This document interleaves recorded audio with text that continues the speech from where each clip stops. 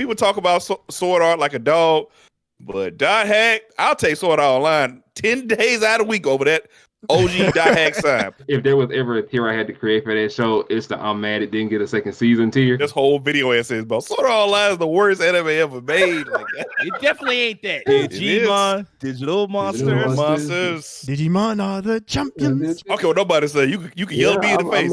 They can cuss me out in the comments. They can try to tar and feather me. I'm gonna go out like this. Take me out. I'm holding ass up for Digimon. I'm sorry. I got you.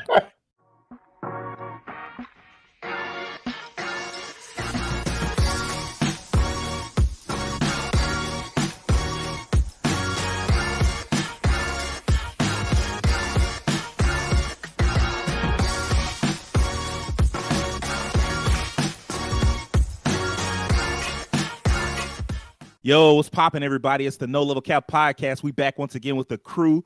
We're talking about all the anime, all the gaming, all the nerd culture, none of the bullshit. I want y'all to give me a minute to introduce my incredible co-hosts. First things first, we got the collector of collectors and the master of Twitch, Will Coleman. What's up, Will?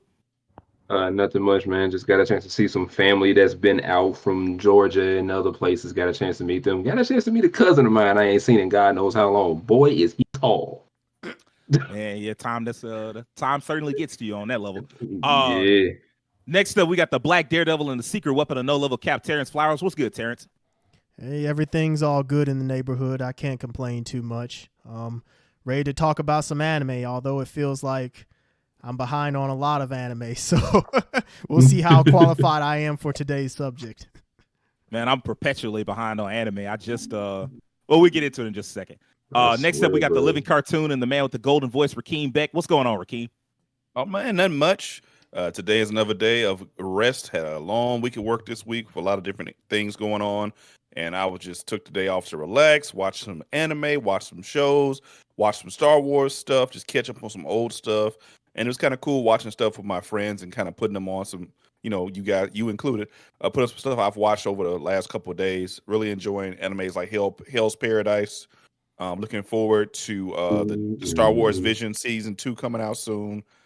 Just finished The Mandalorian. Loved the finale. Loved it. I'm going to watch it again. That's how much I love the finale. So, pretty good week. All right. That's what's up. All right. Next up, we got One Punch Man and the Master of Combos, Mr. Devin Butts. What's good, Devin? Pretty good, man. Actually getting over a little bit of sickness about halfway through the week. Got under the weather. Still stuffed up a little bit, you can probably hear, but I'm a lot better now. Caught up on some anime, like Rakeem said, watched some Hell's Paradise. Mashle, which is a show that I think I've rewatched like all of the episodes that have aired so far. So I'm like, it just came out. So 3 episodes. I know. I'm loving that anime right now. I think I'm even liking it more than Hell's Paradise, and I know that's one of my type of animes I like, but Mashle is good, man. Finally got to play Street Fighter 6 with the demo this week, so been a pretty okay week besides getting sick. So it's been pretty decent. That's what's up. I'm glad to hear it.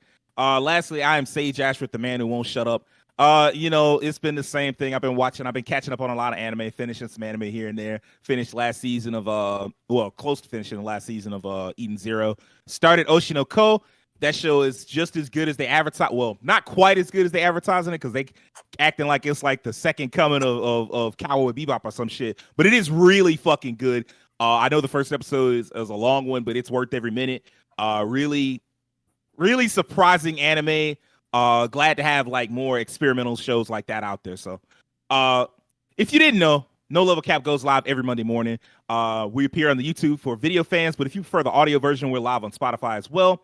We're also on TikTok. Give us a follow before the government bans the Clock app. I don't know if that's going to happen at this point. I think they might just have lost that fight, which is good.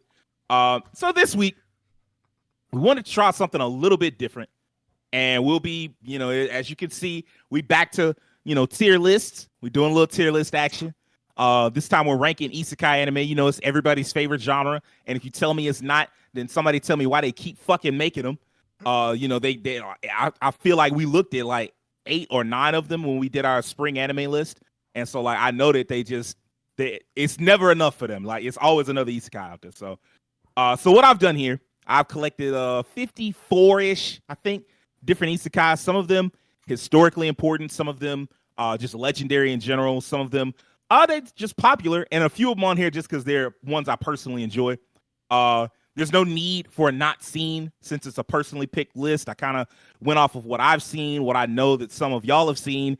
And, so instead of having not seen, we've got S tier, A tier, B tier, C tier. And, I skipped D tier. We just fuck out of here tier. Bars. So let's not waste no time. We're gonna go ahead. I mean, obviously it's in alphabetical order. I had to make this one myself, so it's in alphabetical order. 12 Kingdoms, solid show. I don't know if anybody on the panel seen it. I don't think so, right? No, this cover looks familiar to me, but I have never seen 12 Kingdoms is super new to me. It's the OG. Like it's from back in the era where Isekai was like primarily like female oriented as opposed to like male oriented like it is now. Which I mean, the female oriented ones were just better generally on average. But yeah, this one was a really solid show. I didn't finish it, but I mean, like the creator didn't either, which is why I'm gonna put it at A. I can't put it no higher. Like it's a very good show, but I literally can't put it any higher than A tier because it's just not. You got to finish your story. I need to know where the story goes. So, next up, The Eighth Son. Are you kidding me? At least I think that's what that is. Yeah. It's Eighth Son. Are you kidding me? That's what that is. So the plot of this one is like this kid. Or like this guy, he gets he dies, of course, gets reincarnated, of course, and he lands in like this royal family, and he's like, oh yeah, it's a lot of them it's like them isekai stories in the manga and the anime, and except he finds out it's not quite like that. His family's broke. They don't have any money, they don't have any resources to give him. Like they're gonna give all the resources to sons in order. And he's like the eighth kid. So like the firstborn son is going to get all the shit. He ain't getting jack. So he has to find a way to make it he has to find a way to make his own way in the world. But like, fortunately for him, he has two skills he has one big skill that like a lot of people don't have because of his past life. And this is like, Rakeem talks about this, like when the isekai doesn't really lean into like being an isekai, this one kind of does because he can he can read. It's a simple skill, but he got it. And so his ability to read allows him to be like, oh, okay, since I can read, I know what I'm going to do. I'm going to just go ahead and start learning about different shit. He learns magic. Once he learns magic, he starts getting like better jobs and like opportunities and shit like that. It is not a great anime, but it is a good one in large part because it's like, it delves into like how being a noble isn't always going to give you like all the benefits. Like no matter how much he climbs up the ladder, there's always something new that people want from him. So I kind of dug that one. Adi Fureta, like the world's strongest, whatever the fuck that long ass title. Yeah, Adi Fureta. Terrence, how you feel about it? Am I the only one who's seen it, or who all has seen it here? I've seen some of it. I haven't seen this one. You said you have, Devin? Oh, you haven't? I I'm gonna be recommended honest. This show, I never This watched is it. before the podcast. We were talking about I knew this some was of the these one you was shows, talking about. and this is the one that I was referring to that I think, me personally, I think is aggressively mid. Here's the thing: it's ultimately a story about a guy who's betrayed by one of his classmates, and him pretty much rising up and getting revenge. That's pretty much the short story of it.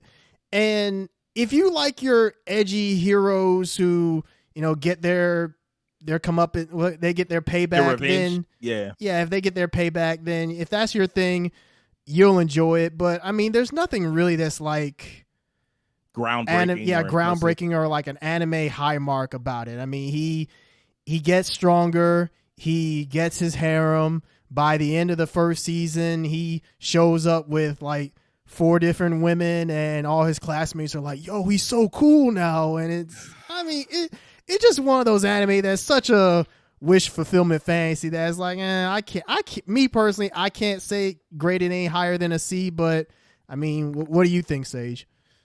I've only seen a few episodes of it, but I'm trending in the same direction. Like there are so many, like even the Eighth Son, like I said, like I would rank the eighth. Like I know people say Adi Fureta, like the light novel is much better than the anime, but we not ranking the light novel. We ranking the anime stuff. That's all we got. And so like I can't even put this on the level of Eighth Son because like I said, Eighth Son at least has this thing of like the obligations that you have placed on you as a noble. And so like the further the Kai goes up, the more is requested of him. And it just seems like, man, it would have been better to just stay like a regular guy, just not have all these obligations. This is just pure wish fulfillment. There's nothing really to it other than like you said, like, oh, you know, once I get my come up, like, oh, I entered my villain era and all that. Shut the fuck up. Cut that bullshit off. So like I'm with you. I can't really rank it any higher than C. Quite frankly, I'm close to putting that fuck out of here, but I won't do that because it's just not that terrible. Yeah, so. It's not a bad anime, but it's just like it doesn't do anything that goes beyond a B. It goes beyond a C tier. Agreed. Just like Yeah. Exactly. Ascendance of a Bookworm. So who's seen this? Have not. So it's just me. I've seen like a couple. I know episodes. of it, but haven't watched it. Yeah, it's one of them. No, but I haven't seen it. It's really cute. It's about a girl who gets reincarnated into another world, and like all she wants to do is like read. Like she ain't trying to go out here and save the world, and she ain't trying to. She just wants to read and build a library. I feel like because of the creativity that belongs it here, I can't rank it any lower than an A. I haven't finished it though, so I can't really put. Yeah, it's really good. You put it way up there. Oh yeah, yeah. I mean, like, quite frankly, I feel like somebody, if we were to get comments, like more comments, because obviously we don't get any right now. If we were to get comments, people would be on our ass just for putting it at A. They'd be like, "Nah, that's an S tier, bro." Yeah, all four of you that are commenting, let us know what you think. Hey, we got the views. We just take out the comments, man. You just need to get the people to know. People watch it and they be like, "Look, man, that was a great episode," and that's it. And I mean, like, sometimes that helps us. Sometimes hey, man, help us. We need see us in the the algorithm comments. gods. Comment. Hey, even if you say this is a comment for the algorithm, hey, you know what? That helps. Hey, if all 74 of you subscribe can do that, hey, that help us out right there. So go for it. Like, this is not a comment for the algorithm as well. I'll take that one too. I know, right? As long as you putting it up there for a reason. Right. So next up is Aura Battler Dunbine. I know nobody on here has seen this one. I've been trying to own that. I cannot get my hands on it for nothing, and I've been trying to own it. This is it's on here for a reason. It is the first Isekai. Like this is the first time they ever did man. They died, and well, I don't know if you could say the character died, but like he went to another world. It's by the creator. It's by Yoshiyuki Tomino. So like the creator of Gundam. It's got the dude goes to another world, and it's like mechs. It's so creative and smart. I can't really put it lower than an A. Just not just for the contribution that it has made to anime, but like just the quality of it. It's a really good, solid show. So there you go. What's up? No, just what's coming next. Black Summoner. Who wants to talk about Black Summoner? So I only saw, I think, 1 or 2 episodes of Black Summoner. And what I remember from the anime was this is the most by the numbers isekai I probably have ever seen. Like, it was nothing special about it. And I was looking forward to it from the description because I was like, oh, a summoner. You can do a lot with a summoner. You can do some cool stuff with that. They didn't do any of that. It was just really, really generic. I think he started off with like a slime companion. Just like nothing interesting or different or compelling at all. And maybe it got better over time, but it ain't my job to seek the compelling. All I wanted to do was see what this anime brought in the first episode. And from the presentation I received, I didn't think it was enough to even give it another look. So to me, this is like definitely C or F out of here. Go ahead, yeah. We just gonna put this at the fuck out of here. It's funny because I remember seeing it in like I think on Crunchyroll's list of top viewed for a little while, and I was like, damn, are people really watching it like this? People watch trash all the time, Terrence. Yeah, that is true. Yeah. Like I said, I was interested in watching it because I thought the concept was cool, but when I watched the execution, I was like, oh, this is not really doing anything special or different. I at this point, my eyes glaze over when I see an isekai description. I'll I wind up having to like look at the preview to see if it's gonna be talking about something, and if the preview's talking about something, I might check it out. I might not because I never really know. So next up, Bofuri. Who's seen Bofuri? I know of it, and my roommate, he's actually a big fan of it. I've seen bits and pieces of it. It's more like one of those comfort isekai where it's Definitely that. It's more of like just a fun watch. You're not expecting like anything monumental out of it, but it's just this is just fun and cool to just chill and just watch these characters do their thing kind of anime. I'm uncomfortable now because I'm looking at this and I'm like, man, this is gonna be weird because I've seen a few episodes of this. I haven't like finished it, especially since now I think it's on its second season. Like, yeah, as we it speak. is. Yeah, You're right. Or it finished because it was a winter anime, wasn't it? I thought we were looking at it last when we did the podcast last for the spring, but whatever. Like, ultimately, I'm uncomfortable because now I'm looking at this list and I'm like, something got to move down, something got to move up. I don't know, like, because it belongs here. It's not quite good enough, or I guess I don't think it's a C tier anime. I think B is no. I mean, like, I'm looking at it, I'm like, is this a Nah, I guess B is fine. B is fine. I think B is fine for it. B for Bofuri, so yeah. B for Bofuri. Next up is By the Grace of the Gods. I don't know if anybody else has seen it. Know of it. I got it Haven't on seen DVD. it. I finished the first season, loved it. Okay. Like, loved it to death. Okay, so if you haven't seen it, it's about, and it's another comfort isekai. And this is like kind of wish fulfillment-y, but it's so adorable that you just kind of like, okay, I see.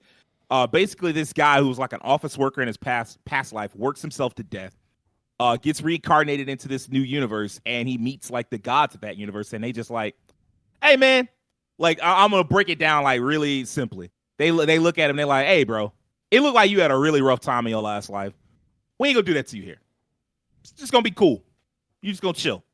And so he starts out living his chill life. He becomes a monster tamer. He starts taming slimes. As he tames slimes, he like learns the secret to like slime evolution. It's like kind of like Pokemon. You do different things to the slimes. They turn it into like the slime is like EV times 1,000. It has infinite potential for like evolving.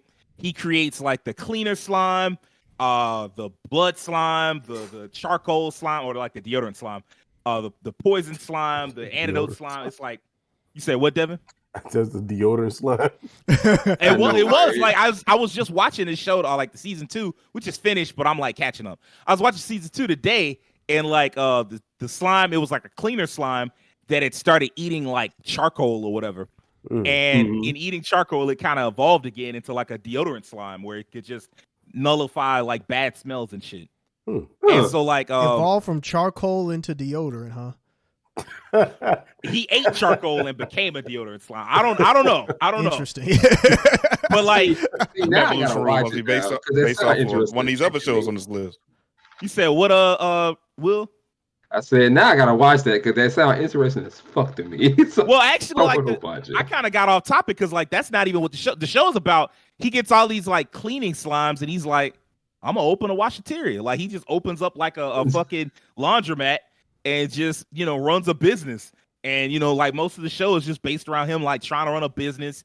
And like what it really is like the ultimate kind of worker fantasy where you like work hard and you get paid, you get treated properly, you get respected for your work. It's just like it's just that, like, you're not asked to do more than, like, everybody's pulling their fair share, everybody's doing what they're supposed to do. In return, you're paid fairly, you have like vacation time, all that shit. It's like a really sad, in a way it's sad because it's like this shouldn't be no wish fulfillment, this should just be real life. It really but it's should not. be.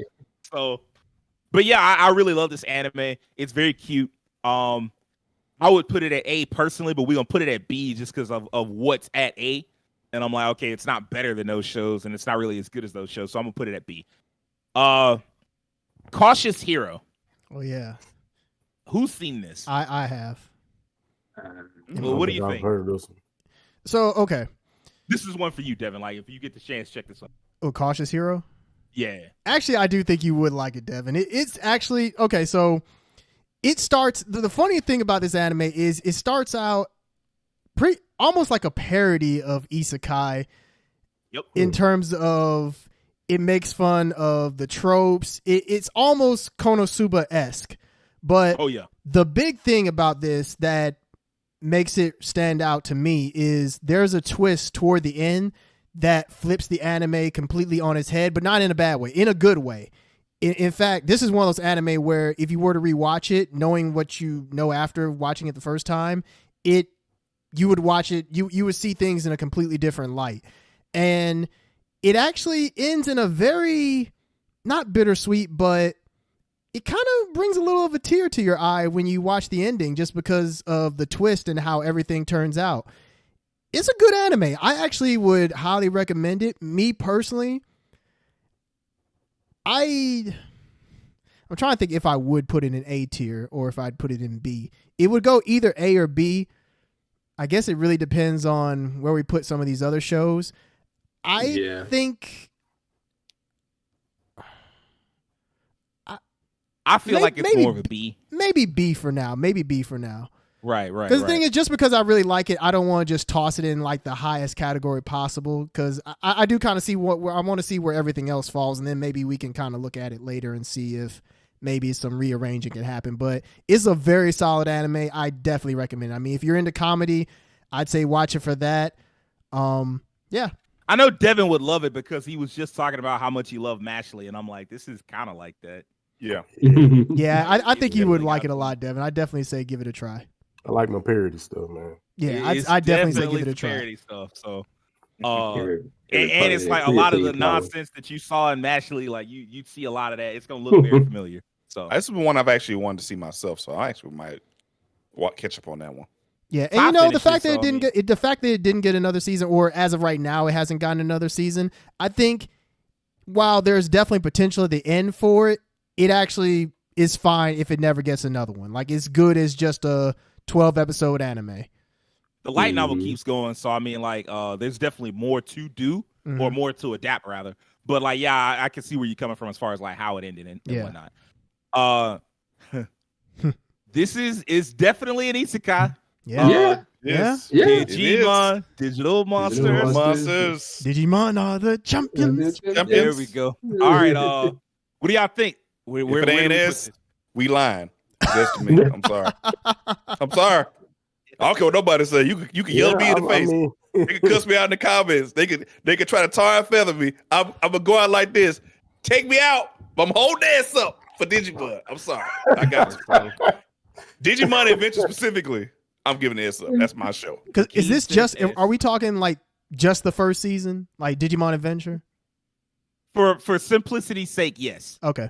Okay, for simplicity's sake, this isn't when we're not talking about the remake, right? We're talking about the OG. We're not talking about Digimon Adventure with the period at the end. We talking about Digimon Adventure 1999. Okay, just clarifying, just in case somebody says, "Well, actually," is like, no, we're talking about the one that we grew up with. We talk about TK, Sora, Matt, and Ty, and all that. I mean, we talking about Giga Force and me. What are you gonna say, Devin?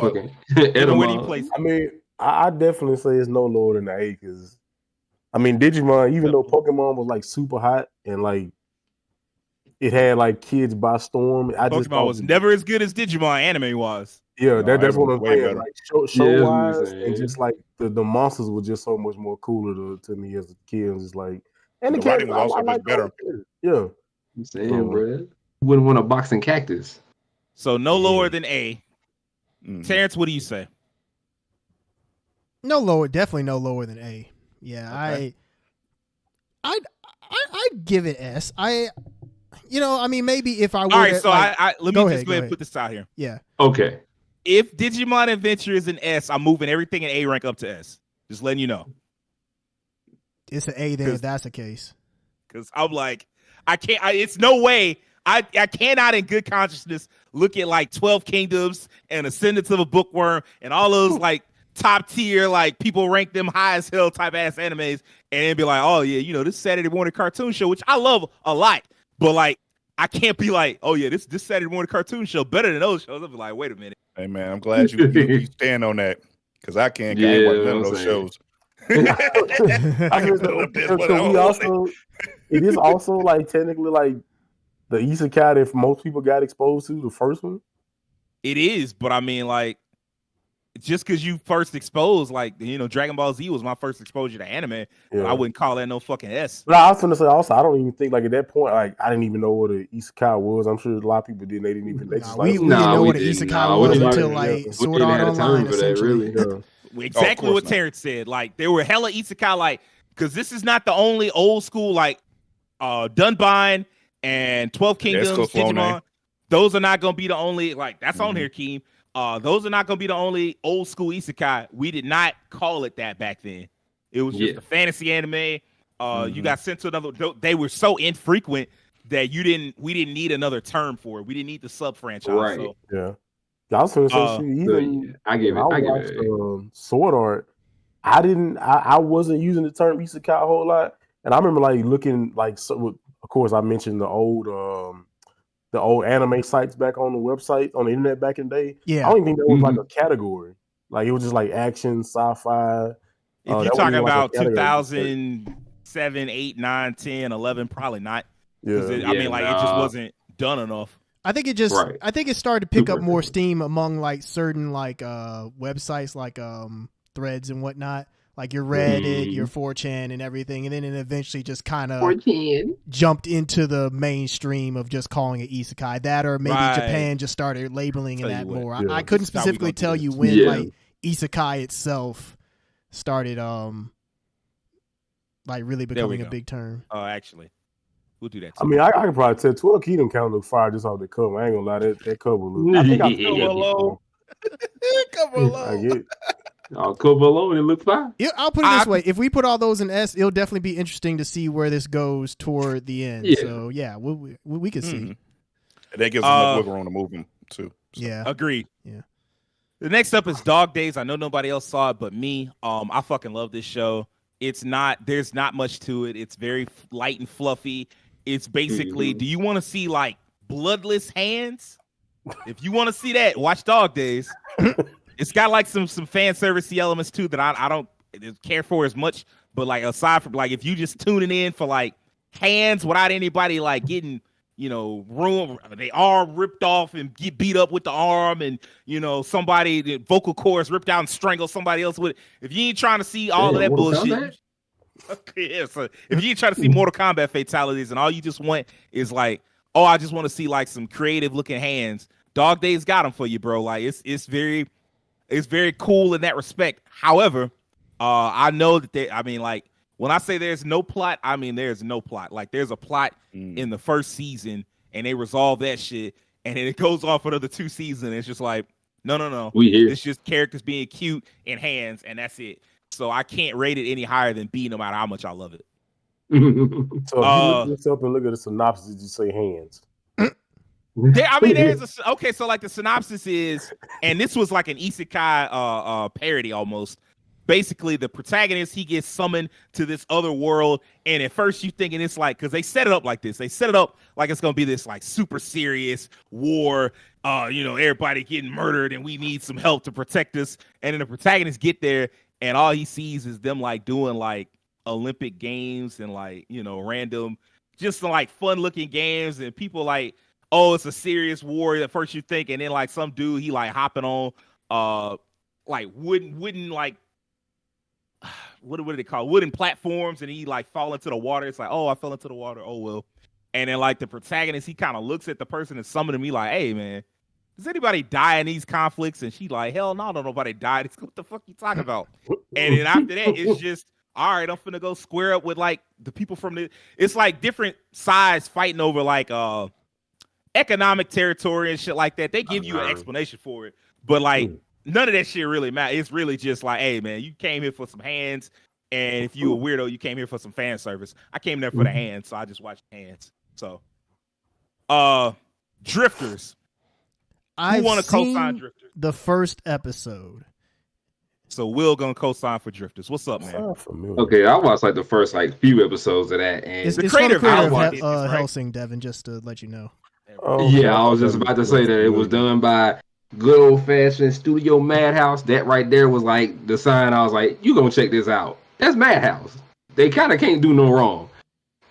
So I was just like, all right, let me check it. And I think it's an Isekai because it kind of pulls people from like numerous time periods. It feels like, if I'm not That's mistaken, correct. it It's pulls pretty people much from like Fate. numerous.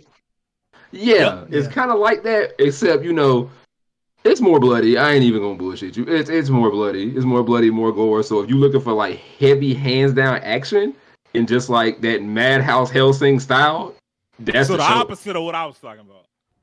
Yes. Like mine was hands without blood. Yours is hands with all the blood.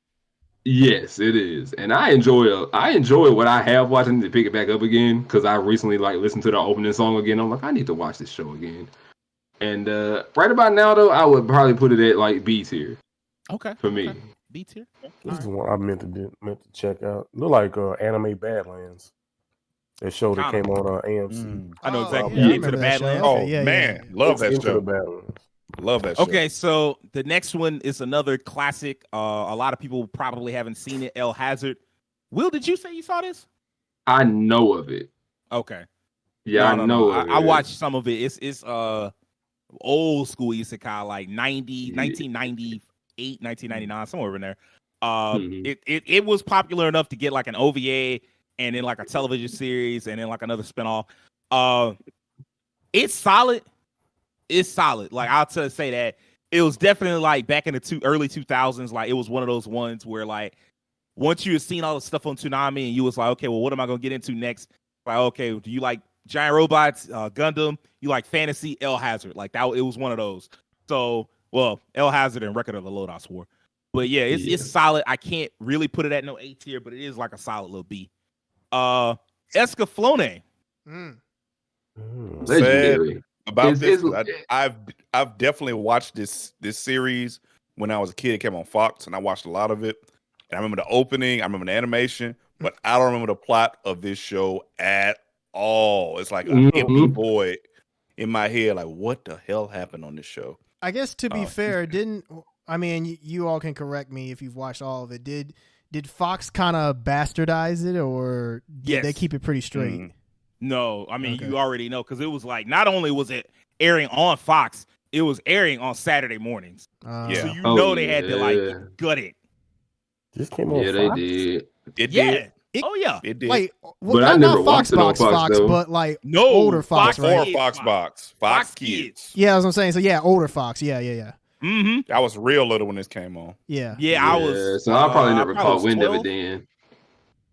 So I yeah, think I probably was never like caught 11 wind or of that 12 show. when this came out. Yeah. This is So like if that's the case, I was like 8 or 7.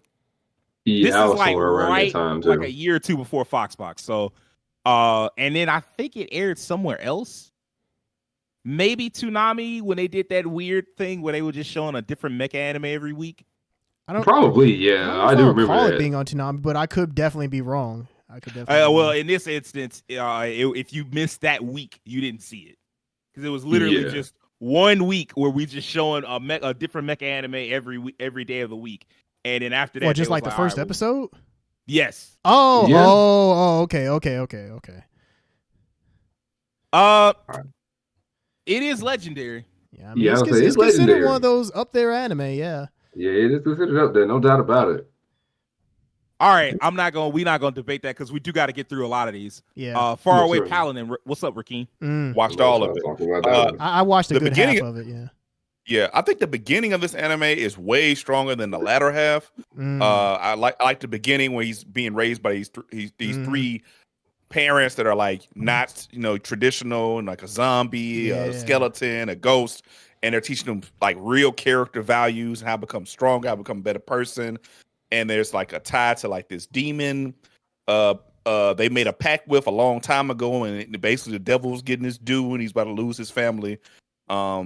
I feel like the first couple episodes when you getting his origin story in the other world is really strong, and it hooked me. I agree. But then as he went into the world and kind of explored, it was okay. Like he kind of met new characters.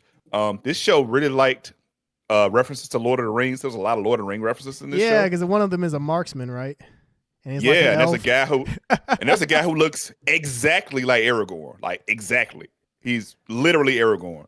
And I just feel like the latter half, there were certain points like the character had some weird shift in dynamic in his personality and attitude towards the end, where he kind of did some weird stuff. I feel like it didn't get enough episodes to really flesh out where it was heading towards. The animation just didn't feel that great towards the end either. I feel like it was kind of starting to become a little jarring. I just feel like this is an anime that needed more time and furthermore episodes, and it had a strong and more budget and it had a way stronger, to me, first half than it had latter half. So I can't really give it. I'd really consider it maybe a C or a B. That's it. Ooh. Okay. Lower than I You know thought what? it was going to be. I'm glad that you watched all of it, Rakeem, because based on the first half of it, I probably would have put it at B. But hearing you say that the second half isn't as good, it's like, okay, that. Yeah. Well, I guess, and it just got a season 2 now, so I guess maybe we'll see what happens with season 2. Good. But just going off the first season, I guess that is disappointing to hear that the second half of it isn't as strong as the first half, because I do really like the episodes where his parents, quote unquote, are raising him. And it's also an interesting isekai in that it's one of the only ones where he actually tells other people that he came from another world. It's not like there's any rule stopping him from doing so. He tells them that, and they accept him despite that anyway. So it's actually really neat that that happens. Also, it's kind of cool to have a protagonist who's like religion is part of his character and like gives him power. That's kind of cool. Yeah. I'm still gonna put it at B just because like B sounds okay. It'd be like one of those like B- kind of shows. Like when you look at what's on C, I'm like, is it worse than that? And I doubt it, because at least like the opening of because the first episode of Adi Fioretta is like alright, but it ain't nothing special, and like it just gets kind of goofier over time. At least this, y'all were like, yeah, this is a really solid show, and then it just kind of fell off like midway through. So, and I mean, like, it seems like, judging by Rakeem being excited to see a season 2, it has potential to get better. Yes, definitely. There we go. The next one is Fate Grand Order. I'm pretty sure I'm the only one that's seen this one. I've seen like the main Fates, like Stay Night and everything, the State Night saga, but like Grand Order and like all the other ones, and like I haven't seen those.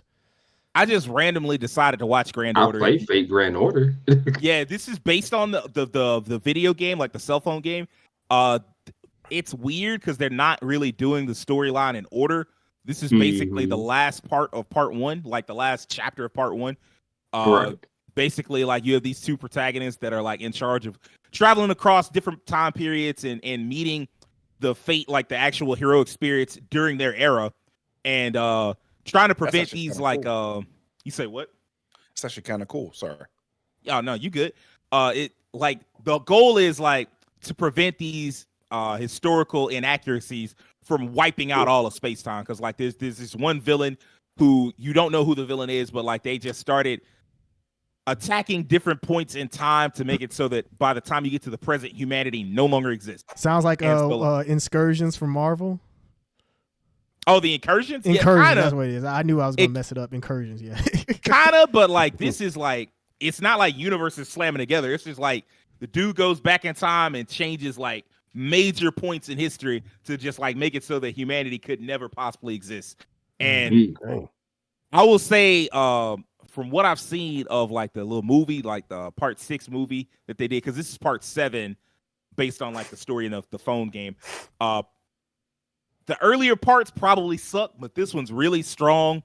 Beautiful animation, incredible sound design. And I know that's a random thing to talk about, but like the sound design in Fate Grand Order sounds like you're watching a fucking movie. And like, even the way that they film it or like animate it, it's kind of like widescreen. It's like watching a movie for 25 episodes. Really intense, really good stuff. I'm not putting it any lower than A. It's that good. That's that Fate Grand Order money speaking. Man, they really did put the money in that. If you like Fate at all, you don't really need a lot of information about Fate. Like if you know what Fate is, you could probably get through this. It's an alternate universe. Just roll with it after that. You'll pick it up pretty quickly. It's very good. Fushigi Yugi, another right? This is one of those ones. Will, have you seen Fushigi Yugi? I feel like I have. I know. I marked it down. I know I marked it off saying I did, but I feel like I have, knowing me. But it's probably been so long ago that I couldn't tell you much about it. This is on some Inuyasha type shit, but not quite.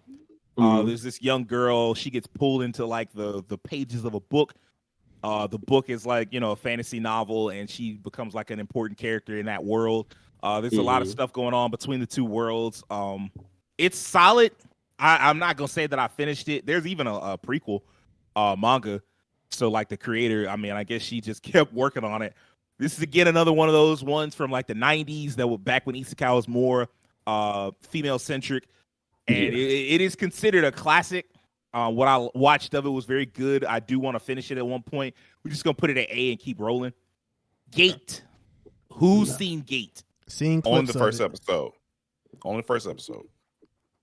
First episode. Isn't I this finished the the one where first there's like a season. short, like dark haired girl who dresses kind of like a gothic Lolita? Yes. Is it the same? Okay, it is the same show. Okay. I've seen Gate.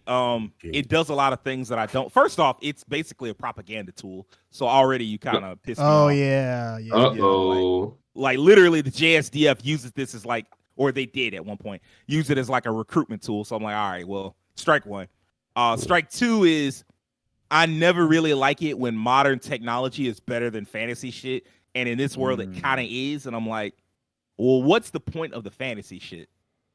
Like, if you just gonna take some rifles and drag your nuts across a wizard's face, like, oh yeah, we got the AR-15, that ain't got nothing on Firaga. Like, man, what the fuck am I watching this shit for? Like, what's the point?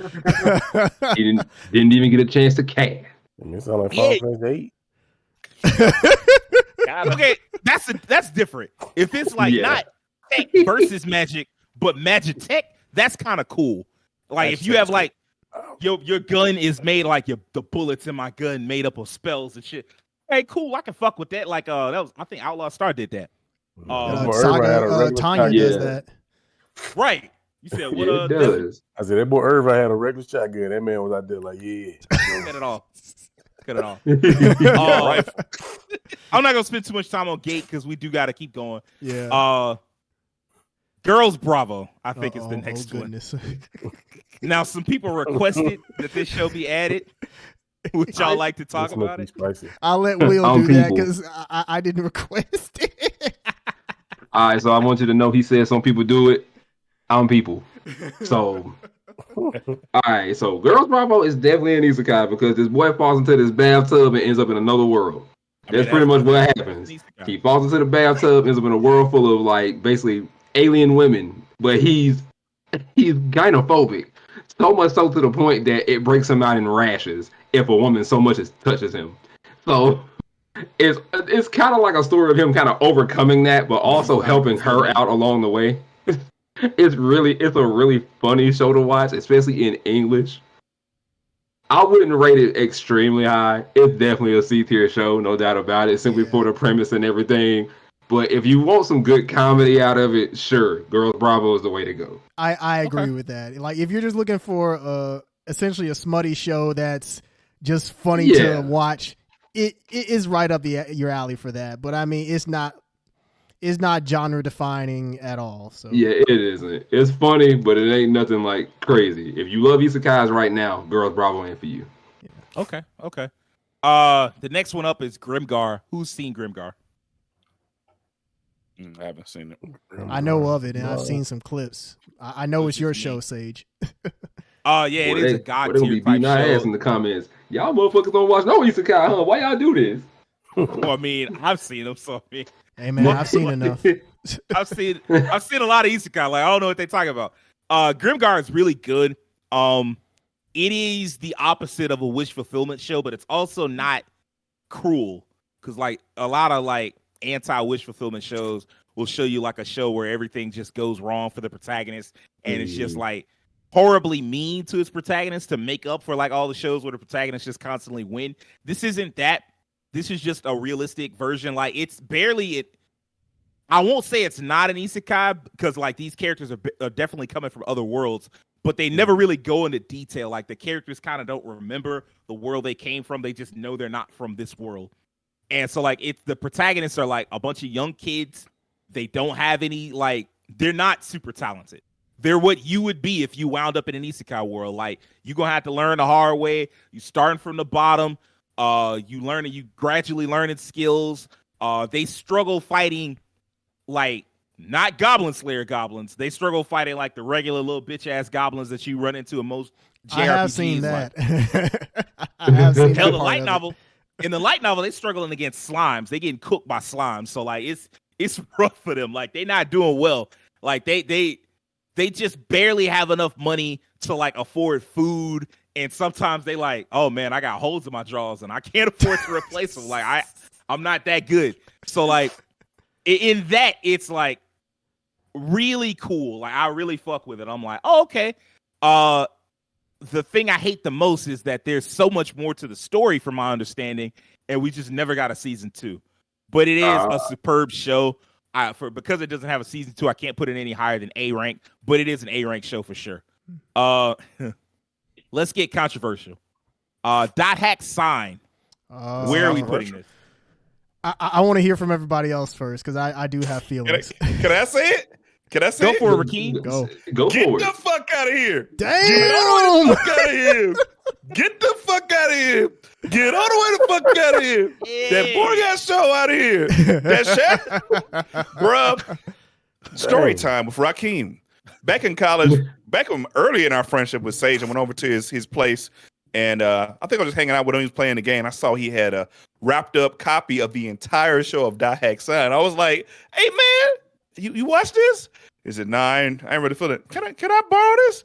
Man, you can have it. Damn! I was like, I think Sage tried to be like, are you sure you want this, man? I'm not really feeling it. No, remember, I got memories of Dot Hack when I was a kid. I put that shit on in the most boring anime, I don't know of all time, but it's up there. Like that shit was so dry. Like we've come so far. We've come so far. Like people talk about sword art like a dog, but Dot Hack, I'll take sword art online 10 days out of the week over that OG Dot Hack Sign. Now the other Dot Hack show, I actually kind of like that show, but Dot Hack Sign, it's trash. I'm sorry. What y'all think of it? I need to know. Who else has seen Dot Hack? I am not. My only exposure to Dot Hack was back when it came out like on PS2 as an RPG. I don't even think at that time that I knew it had an anime, and nobody ever like suggested it to me. So I was just like, well, For good reason. All right. I have slight memories. I have slight memories of the show because I did watch some of it. But if you were to ask me what it was really about, I couldn't tell you right off the top of my fucking head.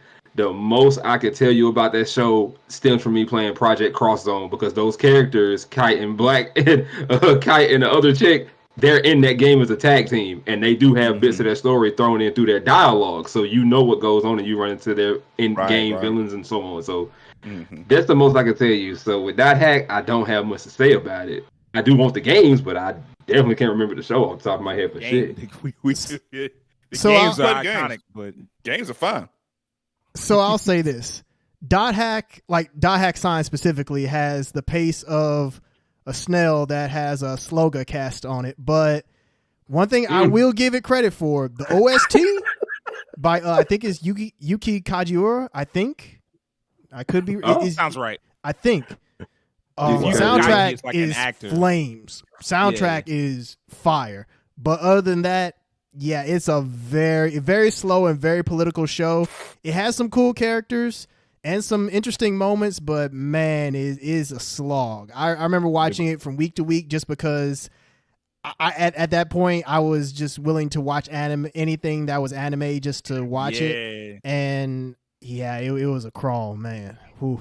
The soundtrack is great to listen to when you need to go to sleep. Go ahead, say it. It is a very atmospheric soundtrack. Yeah. I'm with you, Terrence. It's very like I remember because like I think everybody from before Crunchyroll was a thing, you had that point in time where you like, if you were an anime fan, you loved anime and you were just hungry to see any new anime you could. Like you didn't know if it was gonna be bad, you didn't know if it was gonna be good, but you were just like hungry to see new anime. And so like when Dot Hack came on Toonami, I was like, yeah, let's check it out. They said something about being stuck in a video game. I thought about all the cool video game shit you could do.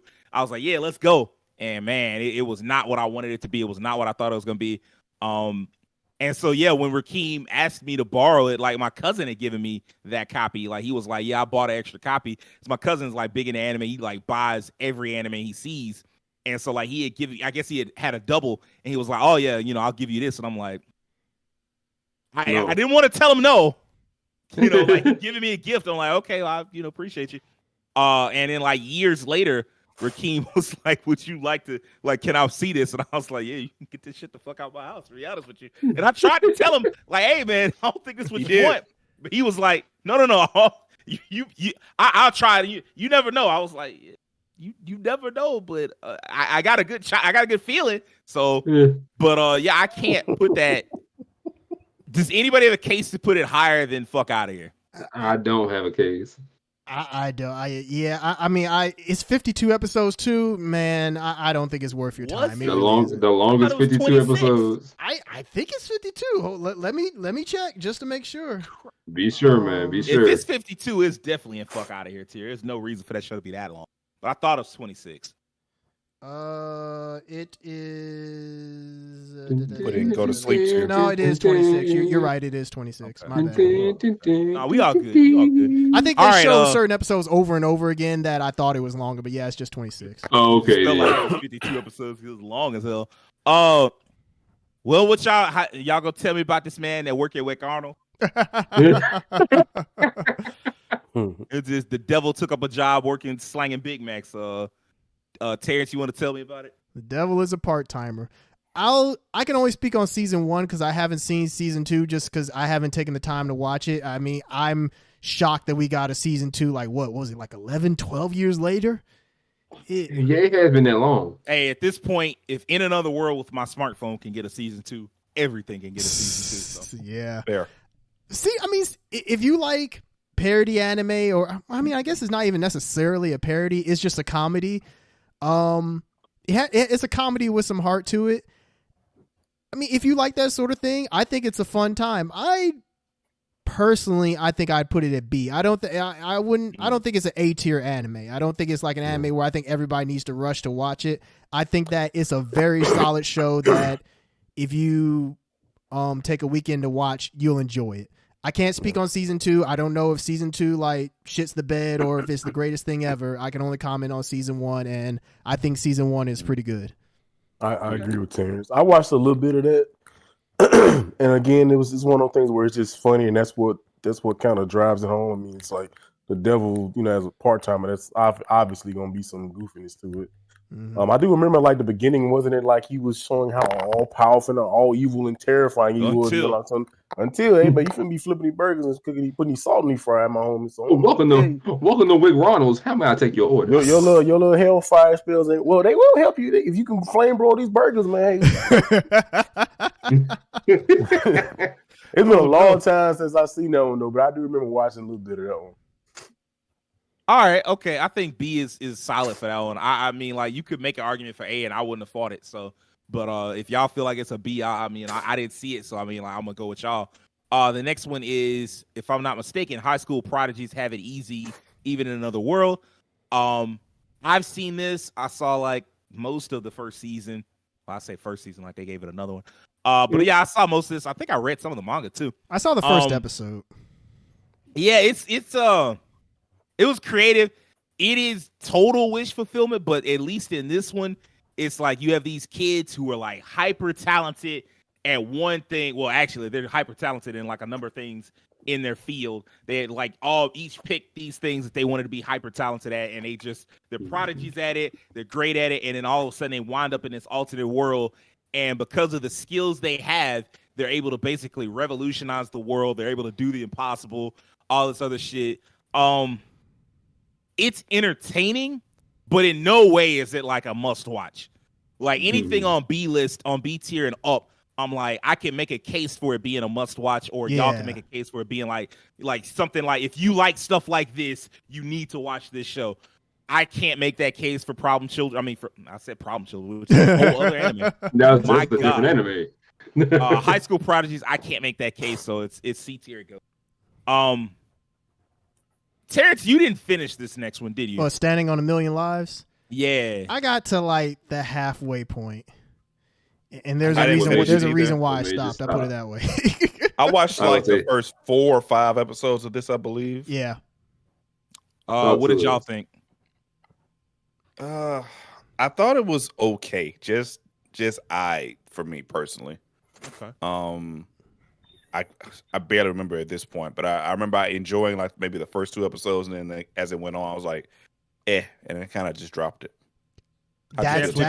That's pretty much how I feel. I mean, I don't think it's that good. I mean, it's just there's nothing there that just like takes it to the next level in my opinion. I don't really have much to say.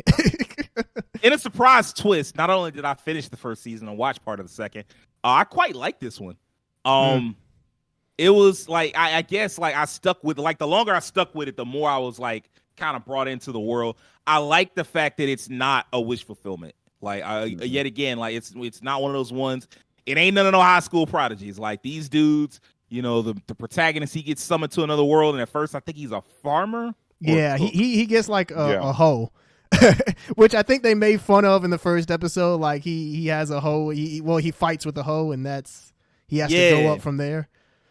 He like and that's the show. Like so much of the show is like these characters, like everybody, like he gets summoned there with like him and like was it 2 other girls? Yeah, it's like one of the popular girls in his class, I think. Yeah.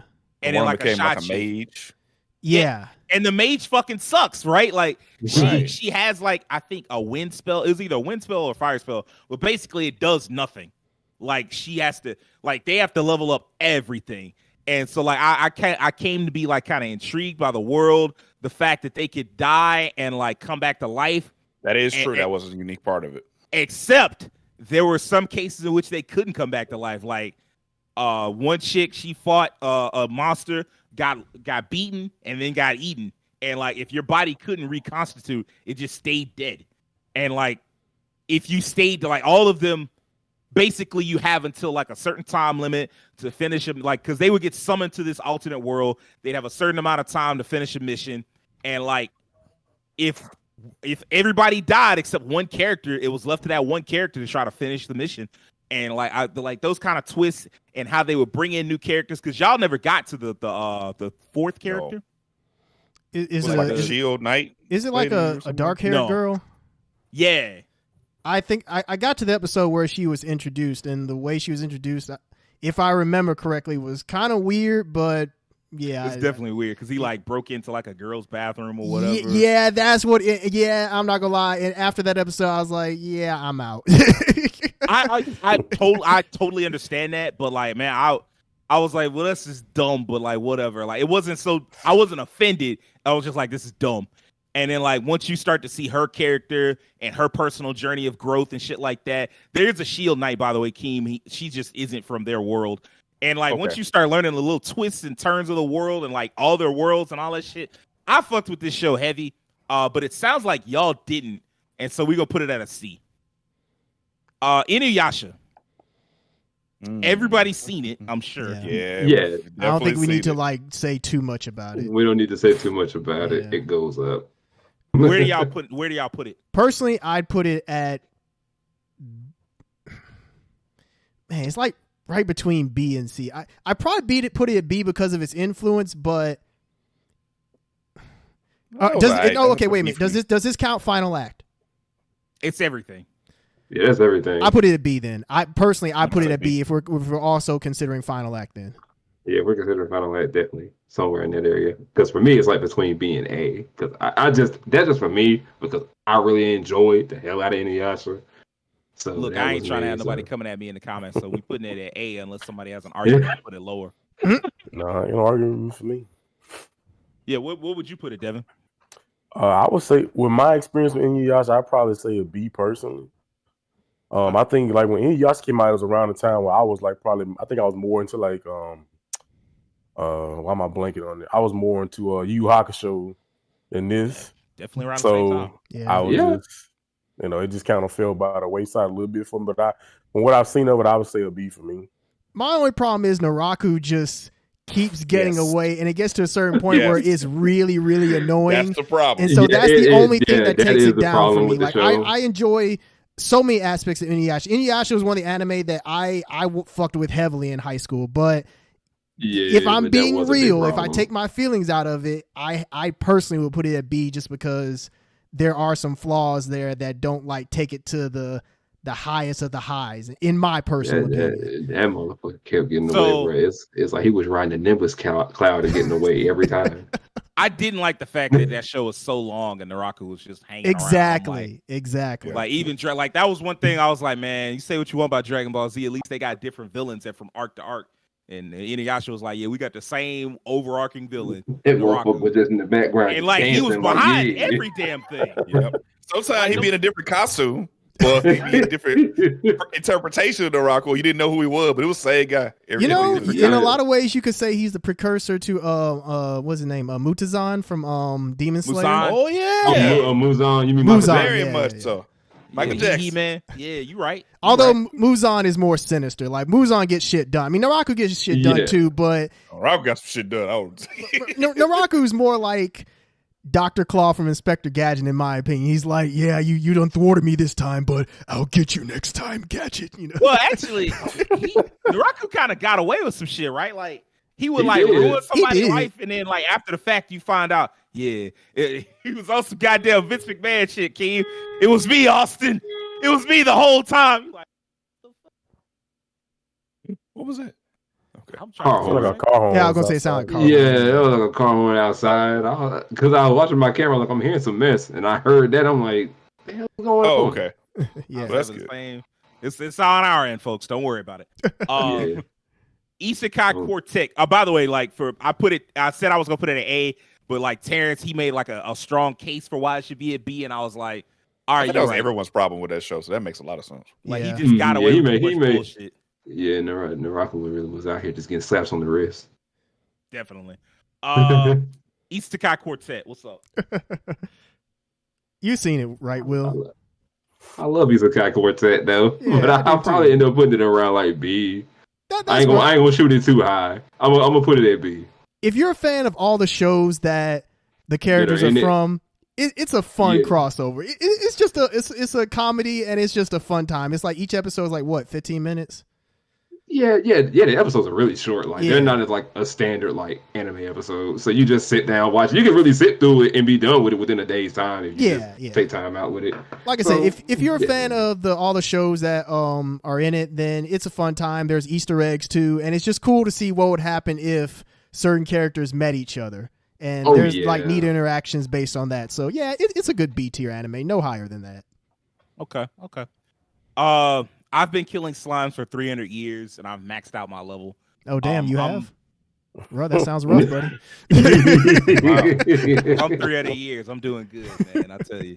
Actually, I'm not doing good because I should be a billionaire. I definitely shouldn't be doing a podcast on Saturday nights. But That's crazy. I'm sorry. I'm sorry. If you are immortal and you broke, you suck.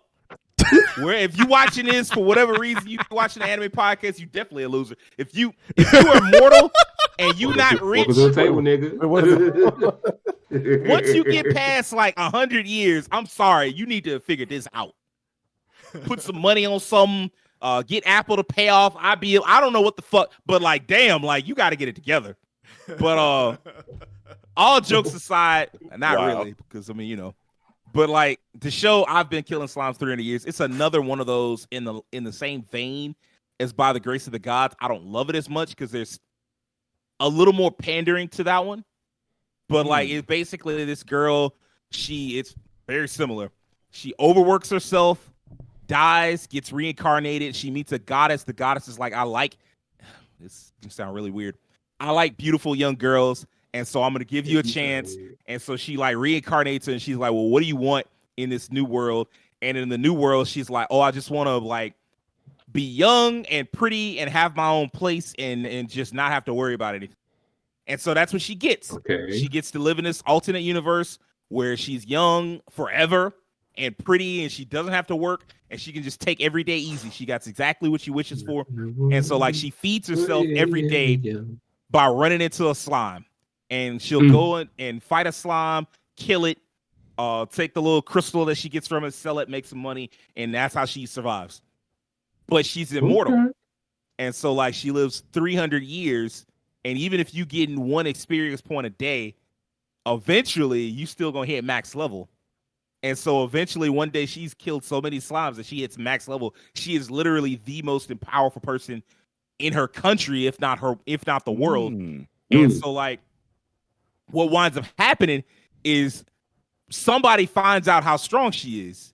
Like I think she goes to like a guild hall or some shit like that, and somebody sees it, and it's literally a snitch. Like the guy's like marked as a snitch, or like a tattletale or some shit. And it's like, hey man, you found this out, don't tell nobody. You're like, I ain't gonna tell nobody. It's like 2 seconds later, you just see him tell it everybody. Hit him with the Randall. Yeah, he pulled an Ezel. He was like, yeah, I'm finna tell everybody. Went out there and snitched, and like she got random people challenging her to fights. Dragon girl comes by, like, look, square up. I heard you was the strongest. I gotta beat the strongest. She like, I really just want to like go fix lunch. Like, leave me alone. And she like, nah, the dragon girl like, nah, square up. And like they fight, and in the fight they blow up a house. She like snaps. She like, God damn it, somebody finna build me another motherfucking house. It's very funny, very cute. I watched just about half of the first season, but it's definitely no higher than a B. There's nothing. Like, I feel like A tier, really, if you like Isekai at all, you should be checking out the shows on A tier. But it's not that, but it is a fun show. Nice little relaxing anime you can check out. So, the next one, Knights and Magic. Anybody else besides me seen Knights and Magic? I'm gonna let y'all talk about that. I've seen a little bit of it. Well, no, I'm sorry. I've seen a little bit of the first episode, and that's it. This is a favorite of mine. It's very simple. The protagonist, he's from like another world, of course. Dies, gets reincarnated. He's like a gigantic mecha fan. Like, he loves mecha. He loves giant robots. And so he gets reincarnated into this alternate universe. And so like in this alternate world, not only is there magic, but it's magic that powers mecha. And so like he uses his intelligence as a former programmer to like start putting himself into good positions in the military, to like climb up the ranks to get to a point where he can get his own mech. And then after that, it kind of slides into this kind of a rhythm of him building new mecha, going out and testing it against like on missions, against monsters, against enemy nations and shit like that. And, you know, he'll like take notes in mental notes, figure out like, okay, well, this is what I did wrong, or this. And so like each time he builds a different mech, a better mech than before. By the end, you get the mech you see in the little photo down here, like a flying mech that has all these powers and abilities and shit. If you're a mech fan at all, you should definitely at least give Knights of Magic a try. Like it was in the last Super Robot Wars. I loved piloting that mech. I love hanging out with Eru. He's such a cool character. Like, he don't care about none of that fan service shit. He got a girl that's like obsessed with me. Like, I ain't got time for all that. All I care about is, can I pilot this? Can I build this next better mech than the last one I built? A great show. Very short. It's not a waste of time. I'm gonna put it at as much as I love it, I can't. It shouldn't be higher than B. It's definitely not better than as good as Grimgar. It's certainly not as good as Fate Grand Order. So, but it is very good. I recommend it to anybody that likes Isekai and Giant Robot. Just go ahead and put it in S. Let's not even like No, waste our man, time. You're right. You're right. Let's not even waste time, bro. When Konosuba had that run, you couldn't avoid it. I avoided it until like Crunchyroll showed me that clip of them playing what was it? It was Aqua and Cosmo, and they were playing fucking rock, paper, scissors. Oh, And Aqua just kept fucking losing. And then she was like, you using some kind of magic power, like you cheated. That's why I'm here. He was like, why would I have a useless magic power like that? And if I had a magic power, I would definitely try to get rid of you. It was so funny. Like, the clip had me in tears. Everything about it, from like the performance to like the way it was set up, like the voice act, all that shit is great. I wound up watching the show marathon in the first season and getting pretty heavily, like, I was like all in. Terrence, do you want to talk about it a little bit? I mean, all I'll say is Konosuba is not only one of the funniest isekai anime, it's one of the funniest anime, period. Like, I don't really want to go too much on it. I mean, it's definitely worth your time. Like, if you're into comedy, if you like fantasy parody, it's 100% worth watching, and yeah, it's definitely one of the yeah. I mean, it definitely made my list on my top anime Terrence list of couldn't all say time. much. He like the show speaks for itself. Yeah, it speaks for itself. Yeah. Kind of does. Log Horizon. Anybody seen it besides me? Rakeem, you saw it. What do you think? Yeah, I've definitely seen it. I know Keem did. When I watched Log Horizon, I haven't seen the whole show, obviously, but I saw a good bit of the first season. When I watched it, I saw it like right after Sword Art. Yeah, And I remember thinking, that. Yeah. and I remember like Mhm. this feels like Sword Art, but from the perspective of a tactician who's really thinking out every aspect of like everything he does. And the world building part where he built like that, they built that town, they went through like handling money and stuff like that. And then like a lot of the elements of the show that I liked was that if you're an MMO fan, it goes into the nitty gritty of hardcore MMO gameplay and tactics that MMO players would use with raiding and like the trinity of tank, DPS, healer, that stuff. Like it goes into way more detail than Sword Art does. So if you're like a hardcore MMO fan, this is the show for you. I quite enjoyed what I watched of it. I wish I had watched more Log Horizon. And I liked it more than when I watched the Sword Art. So, but I haven't watched enough of it to give it a full range. Well, I at least give it a B. Yeah, I watched a tad bit of that too. How'd you guys feel? What did you think about it, Devin? I do agree with King. It was definitely a different take on this whole Isekai thing. That was because after watching Sword, I watched this because I was like, okay, I'm kind of getting into a groove of it. I didn't finish it, but it was more team based. It was like it's more strategy and Kirito. Like, look, I'm better than you, and I'm gonna punch you in the mouth. Get out of my face. Like, my level's up here and yours down here. That's So I do think it was probably on purpose, intentionally to be different in that aspect of like, hey, we're gonna be like in a video game world, showing you MMO RPG style like mechanics and stuff with this anime, but we're gonna do it kind of more like quote unquote realistically, I guess. This I would describe it as like basically this is Sword Art Online from the perspective of somebody that really loves MMOs. Yeah. Yes. Yeah. Because they even started talking about like cooldown times and like Keem said, all the tactics you would use, and like it's very smart. I would put it at S, but the second season has some slowness to it. You could tell they were trying to drag out some episodes just to make it fit, because they only had so many volumes to adapt, and so they wanted to drag so that you got to take a hit for that. But it is one of my favorite anime. Have you seen the third season? I've seen part of the third season, but it became one of those things where it had been so long since I've seen the first two seasons that I was like, I don't have the same connection I had to the characters. Yeah, okay. And I need to rewatch the whole thing and then come back to it. So, okay. But I do like it quite a bit. It is unfortunate the creator, he had all those issues with tax fraud and all that shit. Oh man, I did not know about that. Yeah, Tax fraud. He wound up having to duck the law and all this shit, and of course that didn't work. And it's been a while. I think it's been a while since he's like done like a new volume. Now I hadn't checked on this in a while, but like I think it had been a while since he had done a new volume. And so like as far as I know, season 3, probably the last one we get for a long time. Magic Knight Ray Earth. Know of it. I mean, definitely know of it, but it's one of those animes I've never watched that I feel like I should watch. I've heard it so many times. Yeah. So, Will, have you seen it? I mean, I wouldn't have bought this if I didn't. You want to talk for it? Well, you know what? I can give you the damn synopsis for the first half right here. So, Magic Knight Ray Earth tells the tale of 3 junior high girls who hear a voice asking them to save a world called Sephiroth. The voice belongs to Princess Emerald, the pillar whose will maintains the peace of this magical world whose belief is power. But the peace in Sephiroth is now threatened as Princess Emerald is in prison and monsters begin to invade the land. With her last bit of strength, the princess summons forth the 3 girls destined to become the Magic Knights in hope of saving her world. What did you think of it? I enjoy it. I need to get the second half because that is really hard to come by. Yeah, that's the hard part. Like the second half of this. As y'all know, he calls me the collector of collectors.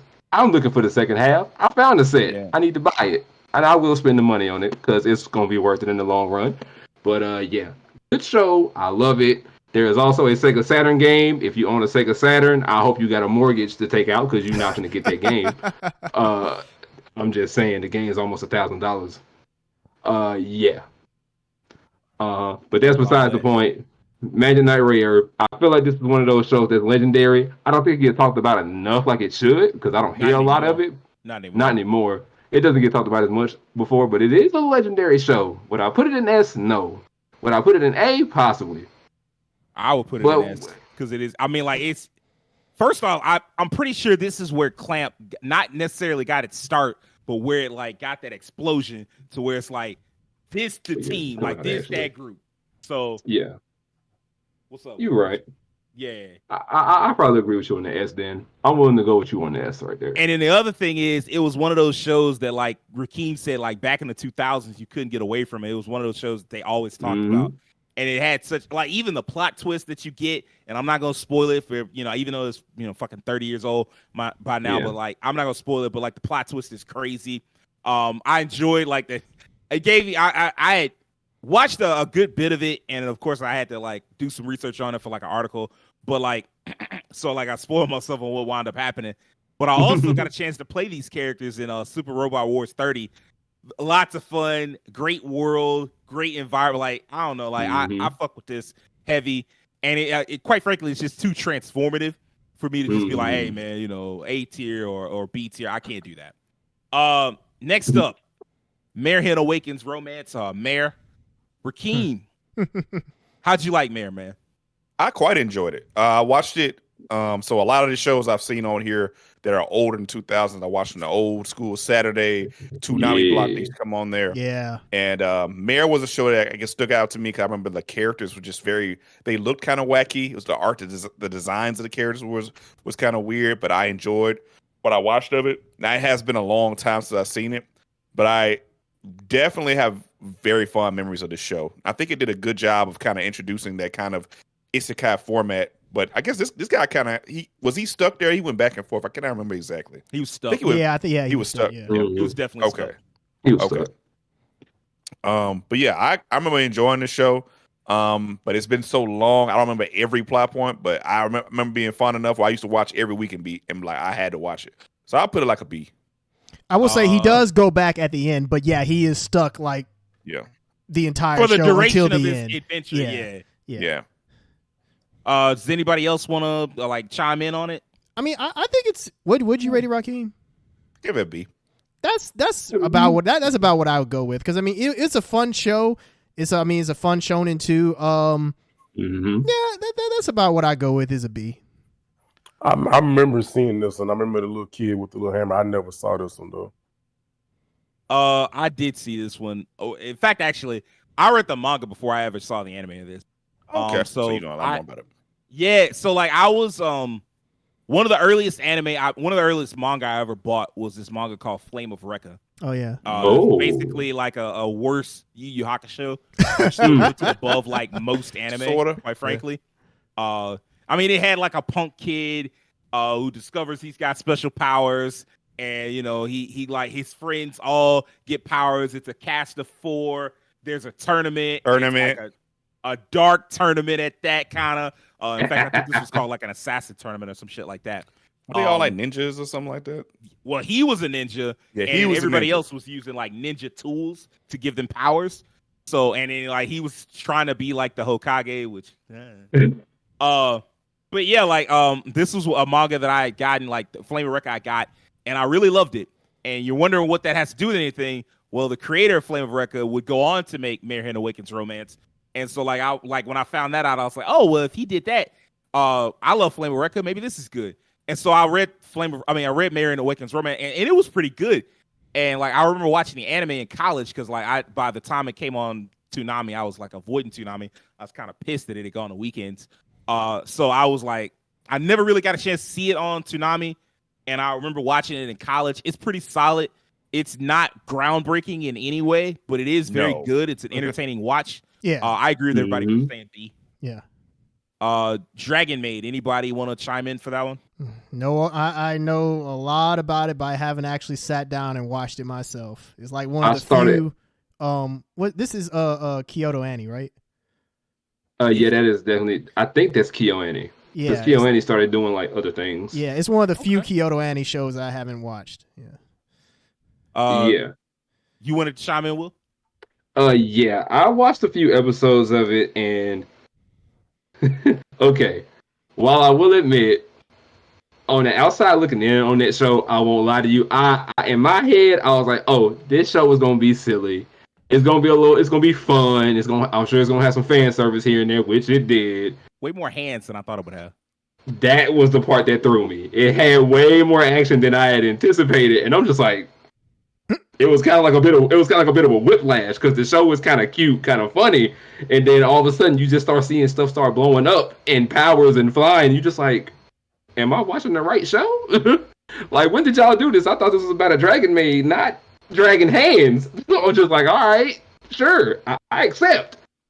But where would you put it? where would I put it? Because it subverted my expectations so much, I would probably put it at B. Okay. Simply for that, I'm pretty sure someone would probably argue for it to be a little bit higher in the comments. No doubt about it if they're a big fan of it. And it did have its small bit of controversies behind two characters, but we don't talk about that. Yeah, the best. Less we speak about some of that, the better. But I will say the show itself is very cute. It's got some very great, some very solid moments. If you've never seen it, it's about this like salary woman, really. That's like, she gets drunk. She's like pissed, and she's like taking a train home, and she finds herself running into like this dragon on the way home, and the dragon has like a sword stuck in her, and so like she pulls the sword out, and then they sit there and they just talk, and she's just so drunk, and she's like so pissed at like her job and shit. She just starts ranting about her job and how much her job sucks and this and that, and the dragon commiserates with her on how hard it is to be a dragon.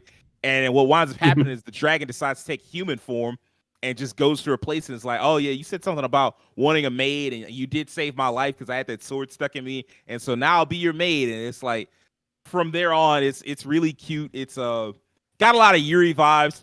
Got a lot of hands in it, like Will said. So it's very solid.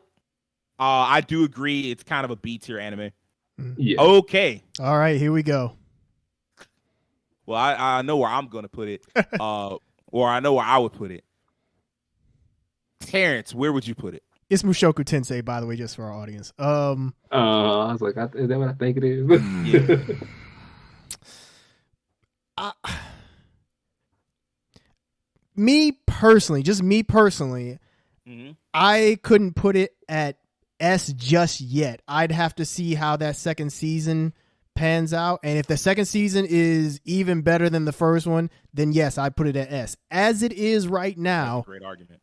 I put it at A. Like it Mushoku Tensei has incredible world building, incredible.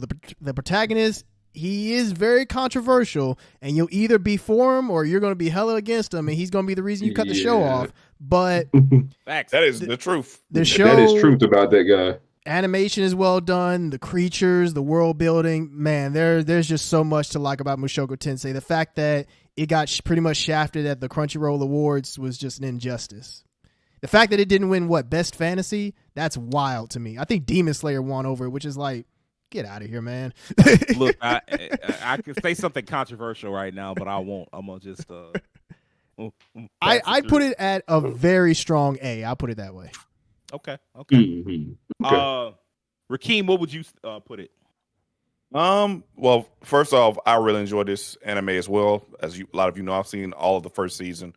I kind of go with strong A too, only because I put it really at S. But man, it's a hard sell for like talking to people, and now of course this anime is so damn horny, and in some cases controversially horny, and I don't know about that shit. That happened a little bit too much for me. It's the only thing. Like, if they took that part out of this anime, it would be the perfect fantasy anime. Literally. In every way, be the perfect fantasy anime. So I'll give it an A. I'm gonna give it an A. And if the second season is better, like Terrence says, it's all the way out of here. Here we go. I agree with that. I agree exactly with what Rakeem said. Yeah. I can't argue with y'all. Like, I would have definitely just tossed it up at S, but like y'all made such a strong case for it to be at A. And I'm like, all right, yeah, y'all right. Like, it is tough ass sell. Like, if we talking my personal list, yeah, and like if you talking about, how would you rank, Isekai your personal self, I would put it at number 1. But like if we talking recommended it to other people as well, good luck. I'll say this: if we're gonna put it in A, put it at the very top spot of A, because it's better than all those other shows. Like It is. It is. Like I almost want to put it in S because it's like Mushoku Tensei does not belong on the same tier as Bofuri. Like Bofuri is good, but like Mushoku Tensei is. I wasn't really doing the whole ordering thing, organizing left to right. the tier, Yeah, but yeah. like, I'd say we could put it at the bottom of A tier. Okay. That's fair. I guess I just wanted to stress that for anybody that's like Mushoku Tensei is on the level of Bofuri. Is like Mushoku Tensei is a much better show than the ones over there. But yeah, agreed. And I think I've got how I want it ranked. Yeah, I do. Yeah. Okay. So, oh boy, another one. No Game, No Life. No oh life. boy, man, my God. All right, what's up on No Game, No Life? Like, where do y'all want to put it? I'm gonna stay out of this one because I didn't watch it. If there was ever a tier I had to create for that show, it's the I'm mad it didn't get a second season tier. But You said you watched it. Yeah, I watched like maybe the first 3 or so episodes. This was an interesting one to me, but I didn't stick with it, so I'm gonna leave my judgment out of this one because I don't think I watched enough of it to give a good placement for it. All right, Will, what do you feel like? What do you for feel me, about A. For me, A. I know somebody might, crucify me a little bit for not saying S, but it's A. I'm just still mad that there is no second season. We've been crying about that for years. Like, where's the second season? Y'all got a movie. Second season. I don't want to watch No Game, No Life Zero. I want to watch No Game, No Life Season 2. I feel like I've seen a TikTok explaining why there was no season 2, but I didn't get a chance to watch it because somebody called me away and I never found it again. And I'm like, damn. I would love to at least hear like a theory on why there's no season 2. That shit was good as fuck. Terrence, bro. what do you feel about it? man, it is no lower than A, but I almost want to put it at S just because, man, it's such an insanely popular show, and I know so many people who really, really, really, really fuck with No Game, No Life. Maybe, you know what? Maybe just go ahead and toss it in A. I mean, not A, but maybe just go ahead and toss it in S. I'm with it. I can't really give. I mean, if you're not really down for the relationship the dual antagonists have, then that probably would bump it down for you. But it's yeah. I think I just go ahead and put it in S. Just go ahead and put it up there. Just drop it in there. Yeah. I'm with y'all. Like, if you've never seen No Game No Life, it's about these two twins who have never been defeated in a game like ever, and they play this legendary person, like, and they wind up. Did they win or did they stalemate? I can't remember. If I remember correctly, I believe they stalemated. I think they did stalemate, and then they wound up transported to this world called Disboard, and in Disboard, all conflict is resolved through some type of game. Yeah, you got all these different races, and all the races like have their own standing based on how well they do in their games, and humans are at the fucking dirt worst rock bottom. And Sora and Shiro, the two protagonists, have to figure out a way to like get humans up to the top, and get a chance to challenge the god of games, Tet, and get away off the planet. I mean, go back to their home planet. Very good anime, very beautiful anime. That was really what sold people on. Color palette is definitely on another level. It's insane. So, that one, S is fine with me. All right, so next up, Overlord. I know who's seen it. Rakim. Rakim. Resident Overlord, man. I would think Rakim and Devin have both seen Overlord. So yeah, watch it go. Yeah, I actually started watching Overlord I think right when it first came out, and I stopped watching it. And then I started watching here and there again. Then I started watching it again for real with Rakim. So, what do you think of it? I think it's pretty cool. It's one of those shows when I first learned that the way they were doing this, the actual person is playing the main character. He's just such a difference from how he is in the actual game, where he's just like this all powerful, just oh my god, please don't hurt us. But he actually like, man, I didn't mean to do that. I'm sorry. It's like he's just like his voice, his actual voice. I think this is a really good one. I mean, again, this kind of tugs on like my RPG heartstrings. A lot of different worlds that go to different races. I mean, and again, this is like the MMO style type thing, the abilities and spells, and they'll be fighting, and he'll be like, I equipped the Magus ring, and I am invulnerable from all the spells, and you just gonna have to take this L. Like, I don't know. It's a really fun anime. I enjoy it. Rakeem, how do you feel about it? Overlord was a very interesting anime. I think what drew me to it, well, first of all, I had a coworker who was just loved the show, and he recommended to me highly, and one of my friends also enjoyed it, friend Robert. But what made me kind of get into the show was that there's this weird dichotomy with the protagonist. So for the audience who doesn't know, Overlord's about this basically like this gamer who's in an MMO, and it's the last night. The game's going out at midnight, and he's getting with his clan. They're like talking about all their good times together and saying goodbye. And the clock strikes midnight, and he doesn't leave the game. He's in the game, and so from there, he has these NPC characters that live in his guild house, his castle he built with his old friends, and those NPCs kind of come to life and get their own personalities based on how they were programmed before the game went out. And basically, long story short, he slowly builds an empire in that world, discovering how this world is, how the rules work, how he can apply the things he learned from his MMO into the world. But the best part about this show is it's like this weird dichotomy of he doesn't know what he's doing, and he's kind of falling into place for him, and it's very silly and comical. But on the other side, there's an element of him that's becoming more vicious, and he's kind of losing part of his humanity. And so there are elements of like where he's caring and loving and respectful, and has honor, but he's willing to take out people, sometimes good people, to get what he wants and do certain things. And like he's slowly kind of becoming the main villain, even though he wasn't really intending for that to happen. That's kind of what's happening. Almost has this Hong Kong Fooey thing where he takes you know what I'm talking about. He takes the credit of what his underlings want. Yep. His underlings are doing, and he's like, oh well, that's exactly our Lord really wanted us to go to this village and do this thing. He's like, yeah, that's exactly what I wanted. Yeah, I'm that guy. What are you talking about? He's but yeah, definitely one of them characters that he fails upwards sometimes. He fails upwards. But it's weird. It's a level of incompetence and competence, because he has the competence of like he is strategic and is smart at times and does use strategy. But a lot of times it's like, well, this stuff kind of fell into place. I'm just gonna roll with what everybody thinks is happening. But overall, I think it's a very solid show. Animation is on point. Story's on point. You feel for the characters. You feel for the characters that aren't even part of the main cast. The main cast is kind of like these monsters and demons and things that serve the main character, and all of them have their own quirks and personalities and traits. And then you have NPCs in the world, the humans who are like trying to struggle and find their own way and struggle against him and other people, and like they actually really dive into them as well and flesh out their characters. I think it's an excellent anime. I wouldn't go no lower than the A. I think it's an A-level anime. Yeah, I say A too. All right, okay.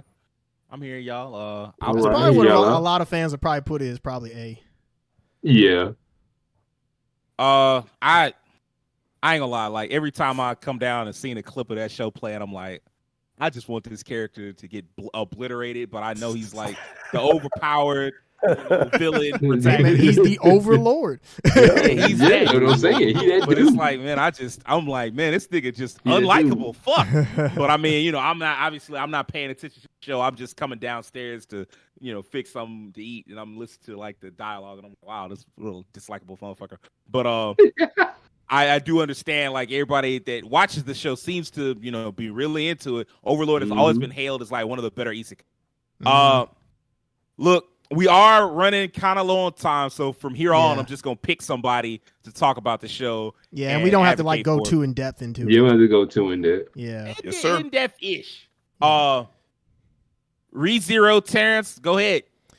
I'm putting it S just because ReZero, in my opinion, is the isekai where when you have people in real life who say like I want to be, I would love to be isekai. It's like this anime is about them. This is the anime about them. This is how they'd actually be if they were to go to another world. They think they're going to have all the powers. They think that they're going to like woo all the women. No, you're going to go to the other world. You're going to be useless. And in Subaru's case, he's useless, and his only ability is that when he dies, he resets. And and the good thing about this anime is that what makes it so like it hits hard, like especially the second season, it hits really hard. Just because he has to learn from his mistakes, and he has to take what he learned from his previous run into his next run, and just get even further than what he did before. It's literally I described it as a Dark Souls anime before, and I was kind of literal about that because Dark Souls is a lot about trial and error. ReZero is all trial and error, and there's going to be some that like Subaru isn't for everyone. He definitely isn't. He's not. I don't think he's really meant to be likable, but he works as a protagonist. Like he's not like the greatest guy in the world. He doesn't have a whole bunch of powers. He's just a regular guy in this world trying to make things work with the abilities that he has. I'd give ReZero an S. Just ReZero's world building is excellent. His story is excellent. His characters are really good. They have depth to them. We just got an announcement for season 3. Looking heavily forward to that. Yeah, I think ReZero is definitely an isekai that's worth watching. Like it's ReZero, it kind of ticked me off in that first 4 or 5 episodes because I was gonna get into it, and I guess when I got to the part where the maid kept killing him, I was like, man. And this character is going to be like a protagonist at some point. Yeah, I can't like this. I was just so pissed off at that character. And I'm like, they're going to try to make her a protagonist. He's like Rudy's. He's very much like Rudy's. You're either going to be with him or you're not. So I ain't talking about Subaru. I'm talking about that maid chick. Oh, you talking about Rim? Oh. Yeah. I was like, fuck, I'm not going to like this. Like the way she was just cruelly murdering that nigga over and over again. You learn why, and it makes sense, but I can see where you're coming from. I knew why, but like when that man was just sitting there, he had like gone through because like for him, it's not like a roguelike, it's more like a puzzle. Like when he dies, it's like a puzzle. Yeah. He got to figure out the exact way to organize the puzzle so that he can get out of the maze of death. And like at one point, he was like, oh, I'm going to make friends with her. I'm going to get to know her. I'm going to this and that. And he got to know her. And she was still like, no. You got to go. And the dude was like begging for his life. And she was like, I don't care about none of it. I don't fuck with none of that. And she just murdered him. And I was like, And I know you like a protagonist character. I'm out. I couldn't. So, but I do know that everybody loves that show. Like the people that watch it, it's like top tier. It is kind of the counter to Grimgar. Like where I said like Grimgar, like you in this world and you suck. But like, it's when you said that cool. earlier, I was like, that pretty much is ReZero. I was like, that's ReZero to that's the cruel one. Realist Hero, basically where you like the protagonist he got, because I know nobody's seen this one but me, right? I know of it, but yeah. I know of it, but I never seen it. Basically, the protagonist he got sent to another world, and he's effectively sold into slavery, kind of. Like they get him to like use him as like tribute. Like the country needs to pay tribute, but they're broke. And so like the option is like, hey man, pay tribute that you ain't got, or like you can give us a summoned hero. And so like the guy gets summoned over and he's like, man, first of all, I ain't no fighter. Second off, you're not just gonna sell me. Like, what you mean you got no money? And so he becomes like, he's like a municipal guy. He's like known for like office work and like, you know, government type office work, like administrative stuff. And so like he goes, man, y'all not gonna just sell me. Fuck that. And so he starts working in the background of the government, and basically he finds the money necessary to like get them out of poverty. And like it's really more about like the economic decisions you got to make. Having said that, it's not nothing really special. It's definitely a B tier anime. Recreators, Terrence, I know this is yours. What's up? Recreators is a very fun show. It's a very inventive show just because, I mean, it's a lot like Fate. In fact, I think they have the same director. With Recreators, what's going on is that different characters from different like manga and anime are summoned to the real world, and essentially it's trying to figure out how to send them back without them like killing each other in the process. And it's really cool just to see how certain characters would react if they found out that they were they Somebody's came out of fiction. done all this stuff to me. Yeah. Yeah, there's literally a character that when she finds out that she's somebody's like writing, she goes and like kills him. Essentially, one of the funniest things, the arguments that came out of this show was that people said that if Guts came to life with, well, I mean, rest in peace to the creator, obviously, but I mean, it's not really as much of a joke now, but the joke was that if Guts came to life, you know, like he'd go see his creator. There's a lot of creators. I mean, there's a lot of characters like that. If they found out that they was just being written and then somebody had put them through all this hell, yeah, exactly. Like, oh, yeah. Oh, I'm coming for you. Yeah, exactly. So. That's pretty much what I'm trying to get. I mean, there's plenty of anime, but Berserk was one of the main examples just because Guts goes through so much in that manga. So, yeah. But I think it's a solid A tier anime. What I've seen of it, I agree. I strongly agree. Tensura. Has anybody seen Tensura besides me? Oh, that's Slime. Oh, okay. It's Slime anime. Yeah, reincarnated. A few episodes.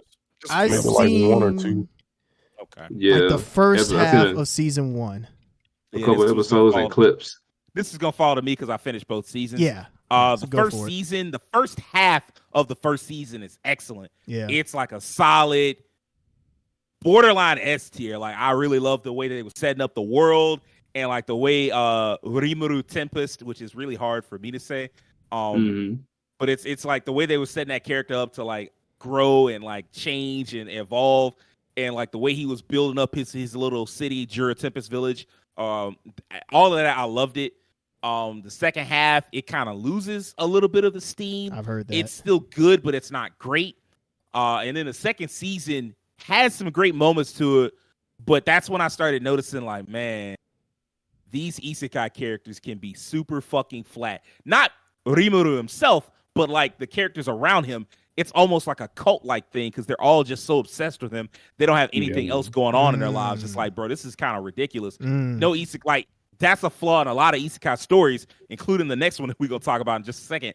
I'm like, you know, and then like the ending, without spoiling it too much, I am gonna spoil a little. The last fight of season 2 of Reincarnated as a Slime. Basically, the main character doesn't even fight the last villain. He hands it off to like his 4th or 5th strongest assistant. That's like saying, "Hey, Tien, handle my light work," and you fight yourself. Like, hey, man, I don't know about that. Like, I always wanted the Dragon Ball Z characters to get better and do more shit, but like, it's a whole other thing when Goku can't even be bothered to fight Cell or Frieza, and he just gonna hand it off to like Tien or Krillin, and they like, yeah, I got it, and they do got it. They just like body him. Wow. Like, no, he's handed off to Gohan. He's handed off to Gohan in the show. Gohan is at least like the 3rd strongest, or sometimes 2nd strong. In that case, he was actually the strongest. Like, at least you handed it off to like somebody that's like supposed to be strong and great in the hierarchy. This man was like, oh yeah, you know, tired of this, like I'm gonna just hand it off. And it like there was a narrative reason for it, but she still shouldn't have been able to do it. I'm like, nah, buddy, like this that's a little too much for me. I'm going to go with high B tier. Okay. Actually, I'm gonna go with low A tier, like bottom A tier. I still like the show. I'm excited to see where they go with season 3. Maybe they improve on it a little bit. But like, man, like that second season left bad taste in my mouth for like, so even though some of it was really enjoyable, other parts of it I'm like, I don't know about this. Rising of the Shield Hero. Who's seen it? I have. I've never watched it. That's one I meant to watch and never checked out. This is gonna be a Terrence one. I've seen it, but I do want like Terrence, what do you think? Where does it go?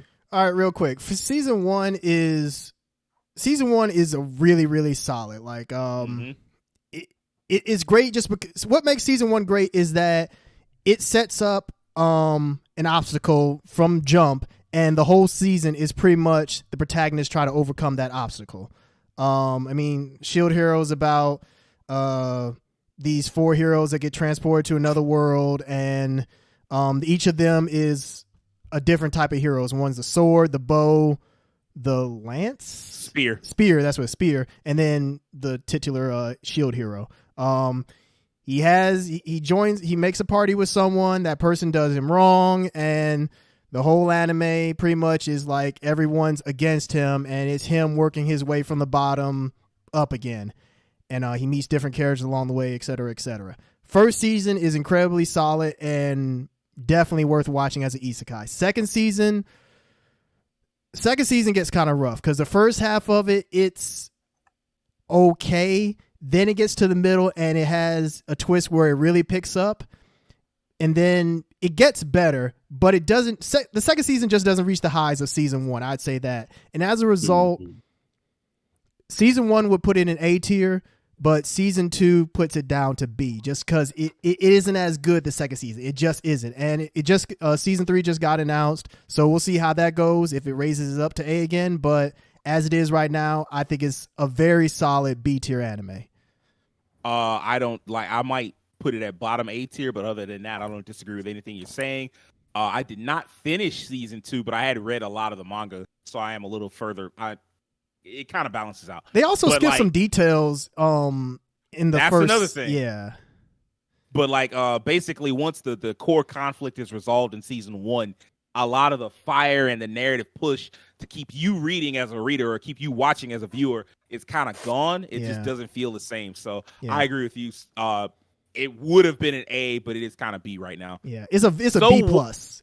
Yeah, agreed. So what? I'm a spider. Who's seen this? I've seen I'm a scooter. The first half of it, and there's a reason why I kind of dipped. Yeah, talk to us. You want to talk about it? It's about this person who gets sent to another world. She and her classmates get sent to another world, and instead of her classmates, they go to the other world as regular humans, but she gets sent to the other world as a spider. And it's kind of like Slime, where you have this character that's turned into this creature, and they kind of have to figure things out as this creature. And in the case of the spider, she actually got sent to this cave that's like one of the strongest caves I think in the world, if I'm not mistaken, and she's fighting like creatures of like different levels. A lot of the anime is her trying to get out of the cave, and I think eventually she does. And then you have the other half anime that is about the humans and their conflict. There's a twist in the middle of it that kind of turns the human half of it on its head. It's a weird episode. I put that there's the animation in the episode is not that great. It turns into like a PowerPoint. I don't know. I don't know about none of that. It's an anime that has like its highs and then it has its lows. I don't think it's like anything that takes the isekai genre to another level. I'd put it at a very low B tier, probably. Bottom of B tier. That's fair. Yeah. I know I've seen a lot of people that really liked it, but yeah. Who wants to champion Sword Art Online? The Drake of Isekai? The Drake of Isekai. Yes, I quoted that. Terrence, Devin, you want to talk about it? I mean, I guess because I've noticed over the years I heard it's a very polarizing yeah. That is damn right. polarizing. It is polarizing anime. Well, I'm gonna be honest. When at the time that I watched it, like just the first season, just the regular one, I thoroughly enjoyed it. But then as time went on, people like, man, Sword Art Online, and I was like, I enjoyed the first. Gun Gale, I liked it. As it went on, it kind of weaned off, and I eventually stopped watching it. But I'm just going off initially when I first saw it when it first came out. I'm like, it's all right. I'm like, I kind of enjoy him just run up on folks like, hey man, we about to jump you, bro. Like, oh really? Okay, no, let me just go ahead and, let me equip this real quick and that alone to me was just him just being like overpowered the situation, running up in a dungeon, like, oh man, it's the great ancient bone dragon. We gotta go to level 50, tower 5. You're like, all right, bet. Go up there, pow! Like, all right. But like I said, I just noticed over the years, I'm like, man, I almost was kind of like, do I really want to say I enjoyed it? Because everybody's like, man, Sword Art Online, man, it's polarizing. So this whole video essay is about Sword Art Online is the worst anime ever made. Like, it definitely ain't that. It is not the worst anime. It is definitely not the worst. As long as X Arms exists, it can't be the worst anime. There are arguments to be made. Yeah. I can see how you might get that. You like say, oh man, Isekai is kind of it kind of ruined anime. It kind of sucks, and the reason why we have so many Isekai is because Sword Art Online was so popular. And if you want to make that argument and then be like, oh, that's ever made, I guess. But no, I'm not on its face, like in a vacuum. Sword Art Online is certainly nowhere near the worst. we can stop that. Where would you put it, Devin? I put it like at a mid-level B for me. I'd say. Okay. That's actually where I'd put Sword Art. I think That's- Sword Art, that- like, we can't deny its influence, but at the Yeah, same time, is not the greatest anime ever. It definitely has its flaws. I mean, most people, they like the first season. Like, that's the one everybody remembers. Everything after that is like you know. I don't think that's fair. I don't think it's fair. I think you're right, but I don't think that's a fair assessment for most people. I think they just kind of Right. bounced on it. Yeah. Aliciazation is very good. I have heard Very, that. Yeah. very well animated, beautifully animated. But like the plot is pretty solid. The spin-off series, Alternative Gun Gale Online, that one's really fucking good. I fuck Yeah. with that heavy. It's by a different creator, but I mean, it's set in the same universe. So Yeah. I fuck with that. I would actually put it somewhere towards the top of B tier, but I understand where y'all coming from. Everybody else is like, especially if we talk about season 1 and season 2, it belongs where y'all put it. Yeah.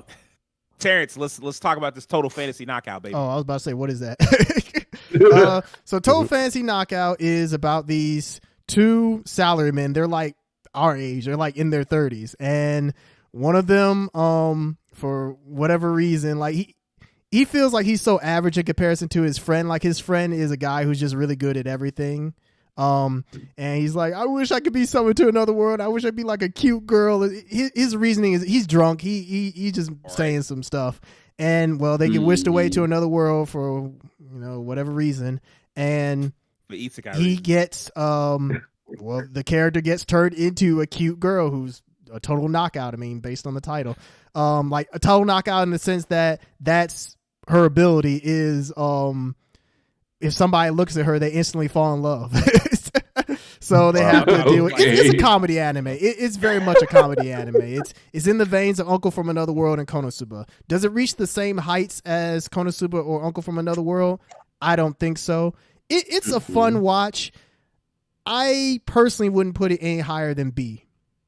Okay. I think if you're looking for a good time, a good funny anime, it's kind of like Devil is a Part-Timer. It's like if you're looking for something just fun to watch that is gonna, have you chuckling or thinking about it a couple of days after, then I would definitely recommend it. That, and very rarely do we get anime that feature characters older than 18. And in this case, these characters are in their 30s, so Very true. I'll definitely give it points for that. All right, I'm pretty sure I'm the only one who's seen all of the next two. Yeah. So the first one is Trapped in a Dating Sim, the world of Ultimate Games Horror for mobs or whatever. Solid show. The animation kind of fails it. The solid plot, excuse me. The animation kind of fails it. I do like the protagonist. He goes out of his way to like show off to like all these characters who wind up hating him because he is overpowered, as opposed to like, Kirito, where everybody's like, oh my God, this man is amazing. Like, this is like, man, we'll get this. Ain't you supposed to be some fucking loser? Like, that's the whole point of Trapped in a Dating Sim. They just want him to fail. Shove you back in the closet, weeb. Yeah, I mean, they try, but he's just too good. Like, he like bets on himself and fights. Everybody's like, oh, this isn't honorable. He's like, wow, and he winds up winning, and like everybody else bets against him because they don't like him, and everybody's like, bro, we lost all our money because he was like, fuck you. Like, it's got a lot of humor in that vein.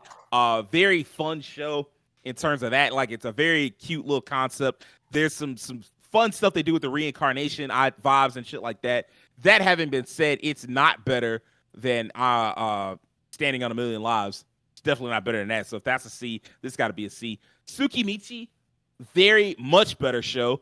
The animation does not fail that one. In fact, that's how I found that show. I was like watching TikTok. I was on TikTok one day and I was kind of like dissociating basically and just scrolling TikTok. And I finally saw one that was just all hands and it was like this one fight scene. And I was like, oh shit, what fucking show is this? So I looked it up and got into it. And it's about this guy who gets pulled to another world. He doesn't die. He's like told his parents were from this world and they like agreed to send one of their children over. And the guy's like, so it's either me or my sister. And the god's like, yeah, it's either you or your sister. So you can choose right now. He was like, well, I'm not gonna let that happen. Send me over. And the guy's like, okay, cool. And blesses him with like some special abilities or special powers. And then he meets that's the god of his world. And then the god of his world takes him to this new world and is like, look, the god of this world she ain't like me. And so she's like, hey, bro, she takes one look at the dude. She like, why they send your ugly ass over here, boy? You ugly as hell. Yeah. And like literally, she's just like insulted by that. Like, keep in mind, he's supposed to be there to save her whole world. And she like, boy, you ugly as hell. Get your ugly ass out of here. And so like she gives him, I promise. I'm like only slightly You ugly as exaggerating. fuck. She literally was just looking at him like I'm gonna have to Out watch of pocket. and how ugly he was You and out of shit. She was pocket. like pissed because all the humans on her planet are beautiful and he's just like some average looking dude. So she was like, oh hell no, get your ugly ass out of here. And so like she gives him Not the my ability hero. to understand all languages except human language. He can understand every monster language, and then she kicks his ass over to the monsters. Except he's like OP as fuck, of course. And so like now he's like, all right, well I guess I'll figure out my own way. It's got some cool shit. I'm excited that it's getting a season 2. I'm Man, I gonna want put that dub. this. I might watch that if that's the dub for it, man. What? Oh, but boy, you ugly as hell. Why you? Yo, That was fucking hysterical. I ain't gonna lie to you. Who's this ugly as fuck? God, oh. Uncle from Another World. I'm gonna put this on Terrence because I know he was like a big fan of it. You watched all yeah. of it, right, Will? I watched almost all of it because I remember at when we were watching it, it was kind of Yeah. like having issues, wasn't it? Yeah. Hiatus. So yeah, it was having issues, and then I think I had stopped at one point, and I was just like, yeah, I'm gonna just let them figure this out till they get this last bit done. Well, what'd you So, think of yeah. it? Since, I mean, I've talked a lot, so I'll let you As go. as a whole, I enjoyed it because I just enjoy the main character. Like he's just so out there. Like he stands out, and on top of that, I just love the animation changes where he does like really random shit from like smiling, laughing. Like he can just look normal one moment and literally then be telling us about how he went through Phantasy Star, and I'm just like, come on, bro. And he's a big Sega fan, and me liking a lot of Sega's old games sits well with me too. So Where would you I put love it? this show. Where would I put it? Yeah. Let's put it on the bottom end of A. That's where I would put it. I agree with that. I think that is definitely an A-tier anime. It is hilarious. It's that. not quite as funny as Konosuba, but it's pretty close. But It is a really it's funny got some anime. good moments. Yeah. Rakeem. Yes, Iruma. sir. Tell us about Iruma-kun. So this anime is actually a guilty pleasure of mine because I think I thought it was going to be kind of more of a shonen-y type of anime, but it's more of a comedy / almost slice of life anime. And the premise behind the anime is kind of sad. Basically, it's this kid who goes in hard labor because his parents have these debts and they use their child doing on hard labor on a whole bunch of different jobs to pay off their debts. And it gets so bad to the point where they sell his soul to a demon and to get the money from it. The ironic part of it is the demon wanted to have a grandson. And so once he actually goes to the underworld to live with this demon, and he treats him like a prince. He treats him great. He's basically like spoiling him. And he has to learn how to integrate into this demon society as a human in his demon school. And it's kind of one of those shows we talked about earlier. He's a cult of personality. His friends really are really close to him. He kind of lucks his way into kind of getting out of situations. He has this magic ring that allows him to use magic and kind of pull the wool over people's eyes, think he's amazing. But I guess the best part of this show that I like is that because of his personality, his determination, it inspires other people around him. And as a result, he kind of builds more trust between his group of friends, trust between him and demons, and sees that there are differences between their cultures, but there's still similarities in how you treat people. And I enjoy the anime a lot because it's just really over the top, really goofy, leans into the comedy. I give it a solid B. Okay. I think I remember watching some of this with you now. Actually, now that you explained it, It's on its third season, right? Yeah. Yep. Yeah, I'll I mean, watch the it fact today. that it's continued to get seasons, I mean, hey, somebody's watching it, so, you know. That's saying a lot about it. Yeah, It's I mean, I've quite heard good fun. things about it. I've heard really good things about it. Wise Man's Grandchild. I really like this show. I did too. I'm gonna say it's bottom B tier. What do you think, Keem? Same. I like the show a lot. I think the only thing I didn't like was the animation, honestly. That's about it. The animation did need some work, but I did like Yeah. what I liked about it was that it's not just that the protagonist was OP. It's that he recognized he was OP and was like, you know what? I could help everybody else around me. And so like he starts training his fellow classmates and he's like, hey man, y'all gonna be OP like me.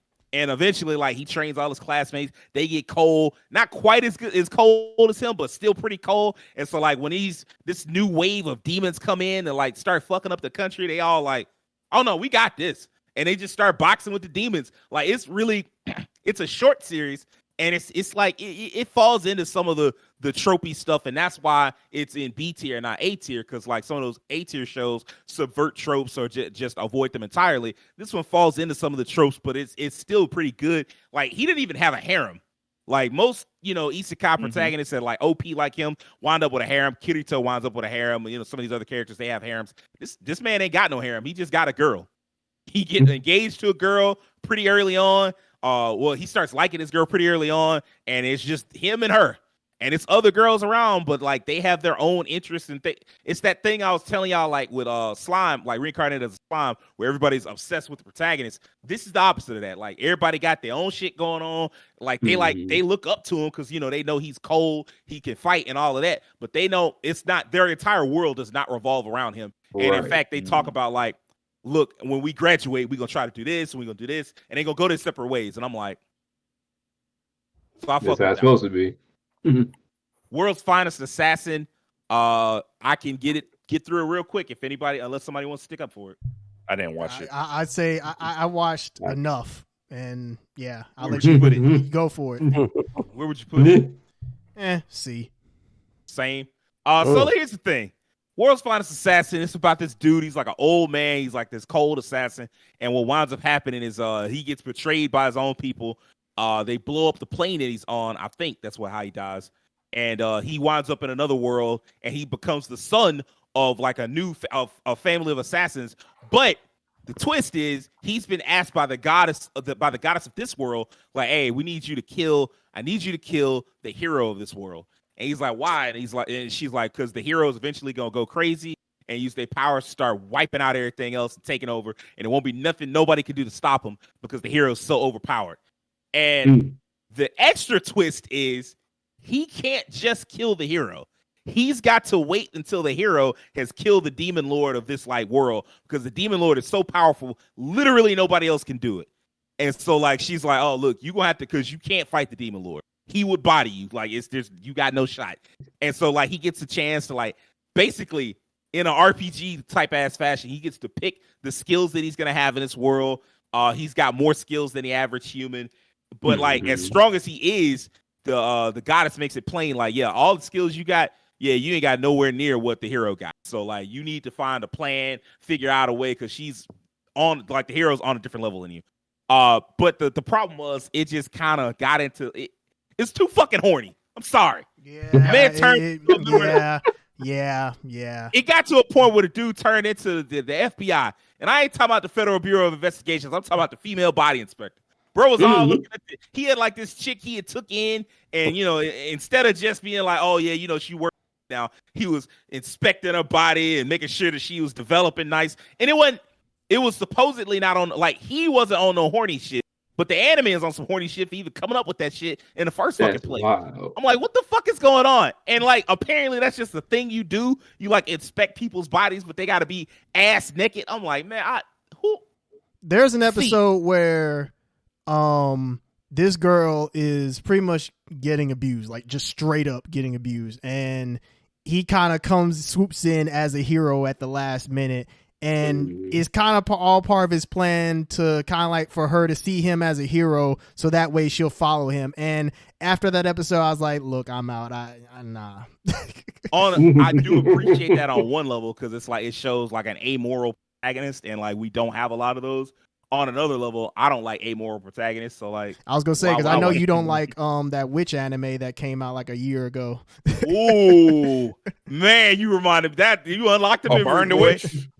You said no, not Burn the Witch. I forget the name. No. It was like Wandering Witch. She's like a witch who wanders. I mean, that's a side point, but yeah. I was so fucking heated on that anime. I was like, what? You just not gonna help? It's like, man, that ain't my job. I'm like, yep, cut this bullshit off. Your boy Kong Ming, who wants to stick up for this one? It's your boy Kong Ming. Your boy Kong Ming. Have any of us seen it? Bruh, the opening song for that show is so funny to me, because I didn't realize this. Chitty chitty bang bang. I wasn't ready for that, but it's one of them. It's another one of them shows where it's fun to watch. It's comedy. Like literally, brought someone back from like ancient, if I'm not mistaken, Chinese history. If I got that right. Yeah, brought him absolutely. back, and all of a sudden he's into like the idol world, like the music, basically the music industry in a sense in Japan, and he's like between like those main lines and those undergrounds, and it's just it's fun. It's fun to watch. If I had to give it a spot compared to the rest of these, it's probably at like the bottom of B. If I had to say so myself, it's fun. It's fun. It's funny, and like if you want a good time, your boy Kong Ming. I feel like I'm recommending him to you instead of the show. But go watch your boy Kong Ming. It's a nice something to watch. Nice. Terrence, I believe you're the one who saw Tanya, the Saga of Evil, or Evil Tanya, whatever the fuck. Tanya, Saga of Tanya the Evil. yeah, I'm familiar with this one too. Tanya is fun. Well, have you finished it, Will? No, I have not finished that, but I have watched a good bit of it. Who's watched it? I have. He's I've watched it seen a little fully, bit. but I haven't finished it. I've seen enough to be like, I can know that this is you going to jail now. The anime. You going to jail now? You going to jail now? Tanya's fun. Tanya, I mean, it's about this character who starts off as a salaryman, and God pretty much like right before he's getting ready to die, God intervenes and pretty much wants the salaryman to acknowledge him, and the salaryman's like, nah, I don't acknowledge you as God. And God's like, all right, bet. And he lets the train run him over, and he gets reincarnated in like this. Acknowledge me, bruh. Kind of like Nazi era German world where World War One. Yeah, World War I essentially, and but magic is there, so like the soldiers have magic. But she's like dirt poor. She's reincarnated as a little girl. She's dirt poor, but she rises her She enlists in the military and she rises up the ranks, eventually becoming like a commander or whatever. Right. And it's pretty much all about Tanya just committing all types of destruction on different armies. And if you're the type that just likes watching a little girl just like fuck shit up, it's kind of like subverts your expectation, because you're like, oh, this cute little girl, she ain't gonna do anything. Like, no, this girl is evil. Like, so. It's a fun anime. I'd give it a very, very solid B. Okay. Also, we got to throw in this one little tidbit about it. Apparently, she cannot really necessarily full on die. Like, if she does, she's coming right back. Ooh, that's crazy. Yeah. Zatch Bell. You know who's got the power. You know, Rakeem, if you go sing the theme, you want to talk about it? Yes, sir. Man, Zatch Bell is such a fun show. General plot synopsis. It's kind of like Pokemon, but with demons and with a lot more stakes. Because in this world, you playing Pokemon, you have one partner, and if you lose and that book get burnt, you ain't never gonna see them again. Mm-hmm. So you better win. Zatch Bell's kind of this cool tournament-esque anime where you have your these partners. Yeah, it's like a battle royale with magicians. So you have these partners, these demons, and then they have like these books they give to their selected partner, and they cast spells. So there's this relationship you have between the partner who casts the spells and then the monster who performs the spells. What I love about this anime is that the protagonist, generally, just the combat in this anime is so special because it's literally Pokemon. You only have 2, 3, 4 moves. You have to strategically use those few amount of moves your specific character has in combat, 1-on-1, or in some cases 1v2 or whatever. And the creativity they have to use because their movesets are so limited makes every battle so much better.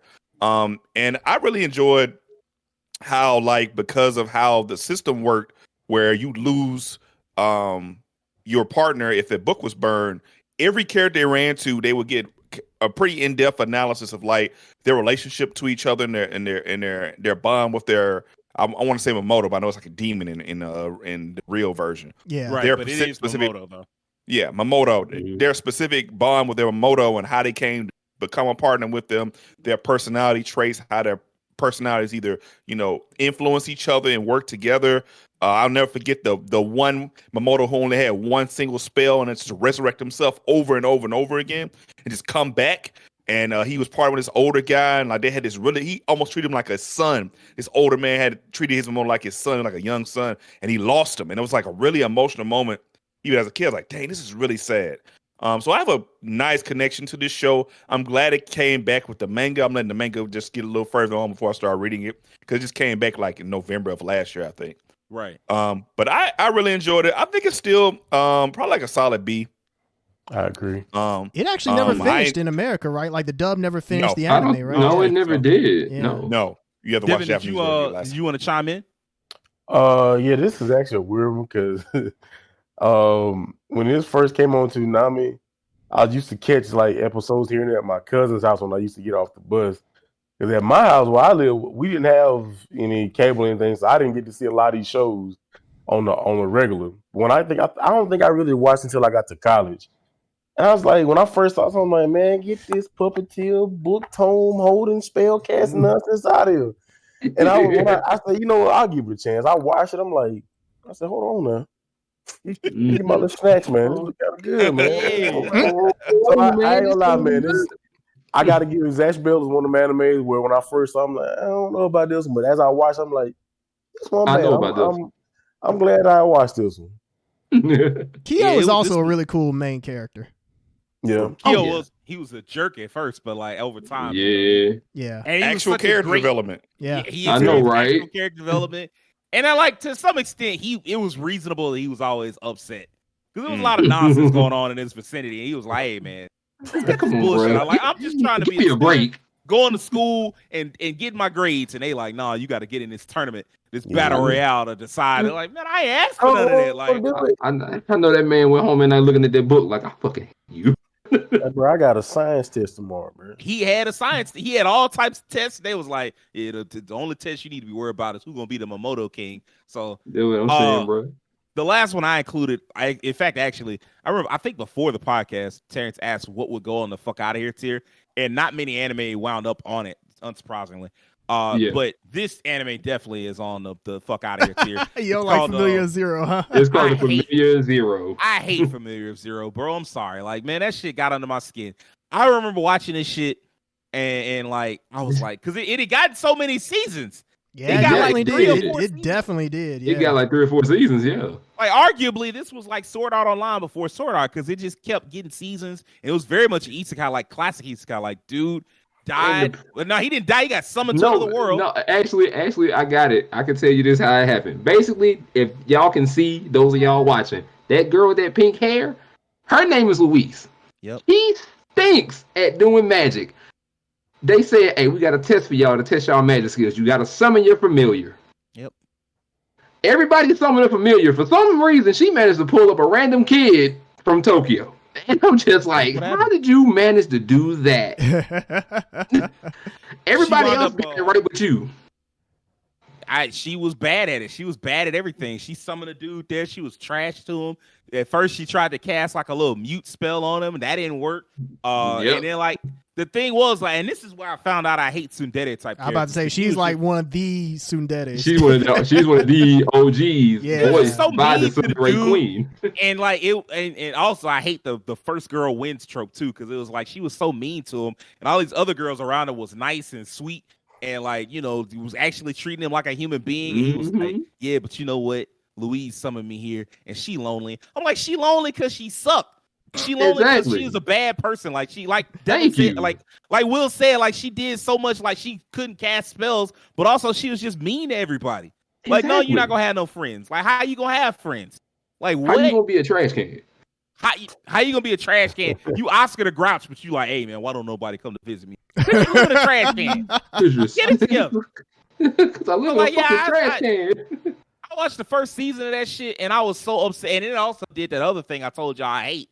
That like when like modern weaponry can talk. Like they had a 1940s ass plane taking out a fucking dragon. I'm like, what? Not a F-15, some type of Tomahawk fucking top tier stealth bomber. Like if that had taken out a dragon, I'd be like, I'd still be a little annoyed, but I'd be like, all right, I get it. It's modern tech. Some Instead, fucking dive leather bomb helmet ass. biplane. Like, yeah, a biplane. I'm like, get the fuck out of here, bro. And I couldn't even get to the second season. I was like, this shit ass. And so yeah, it's definitely on fuck out of here tier. So Devin, I know Isekai's not your thing. I appreciate you for sitting through this with us. I just want to ask, of the series we talked about, is there one where you like, I'm gonna check that out later.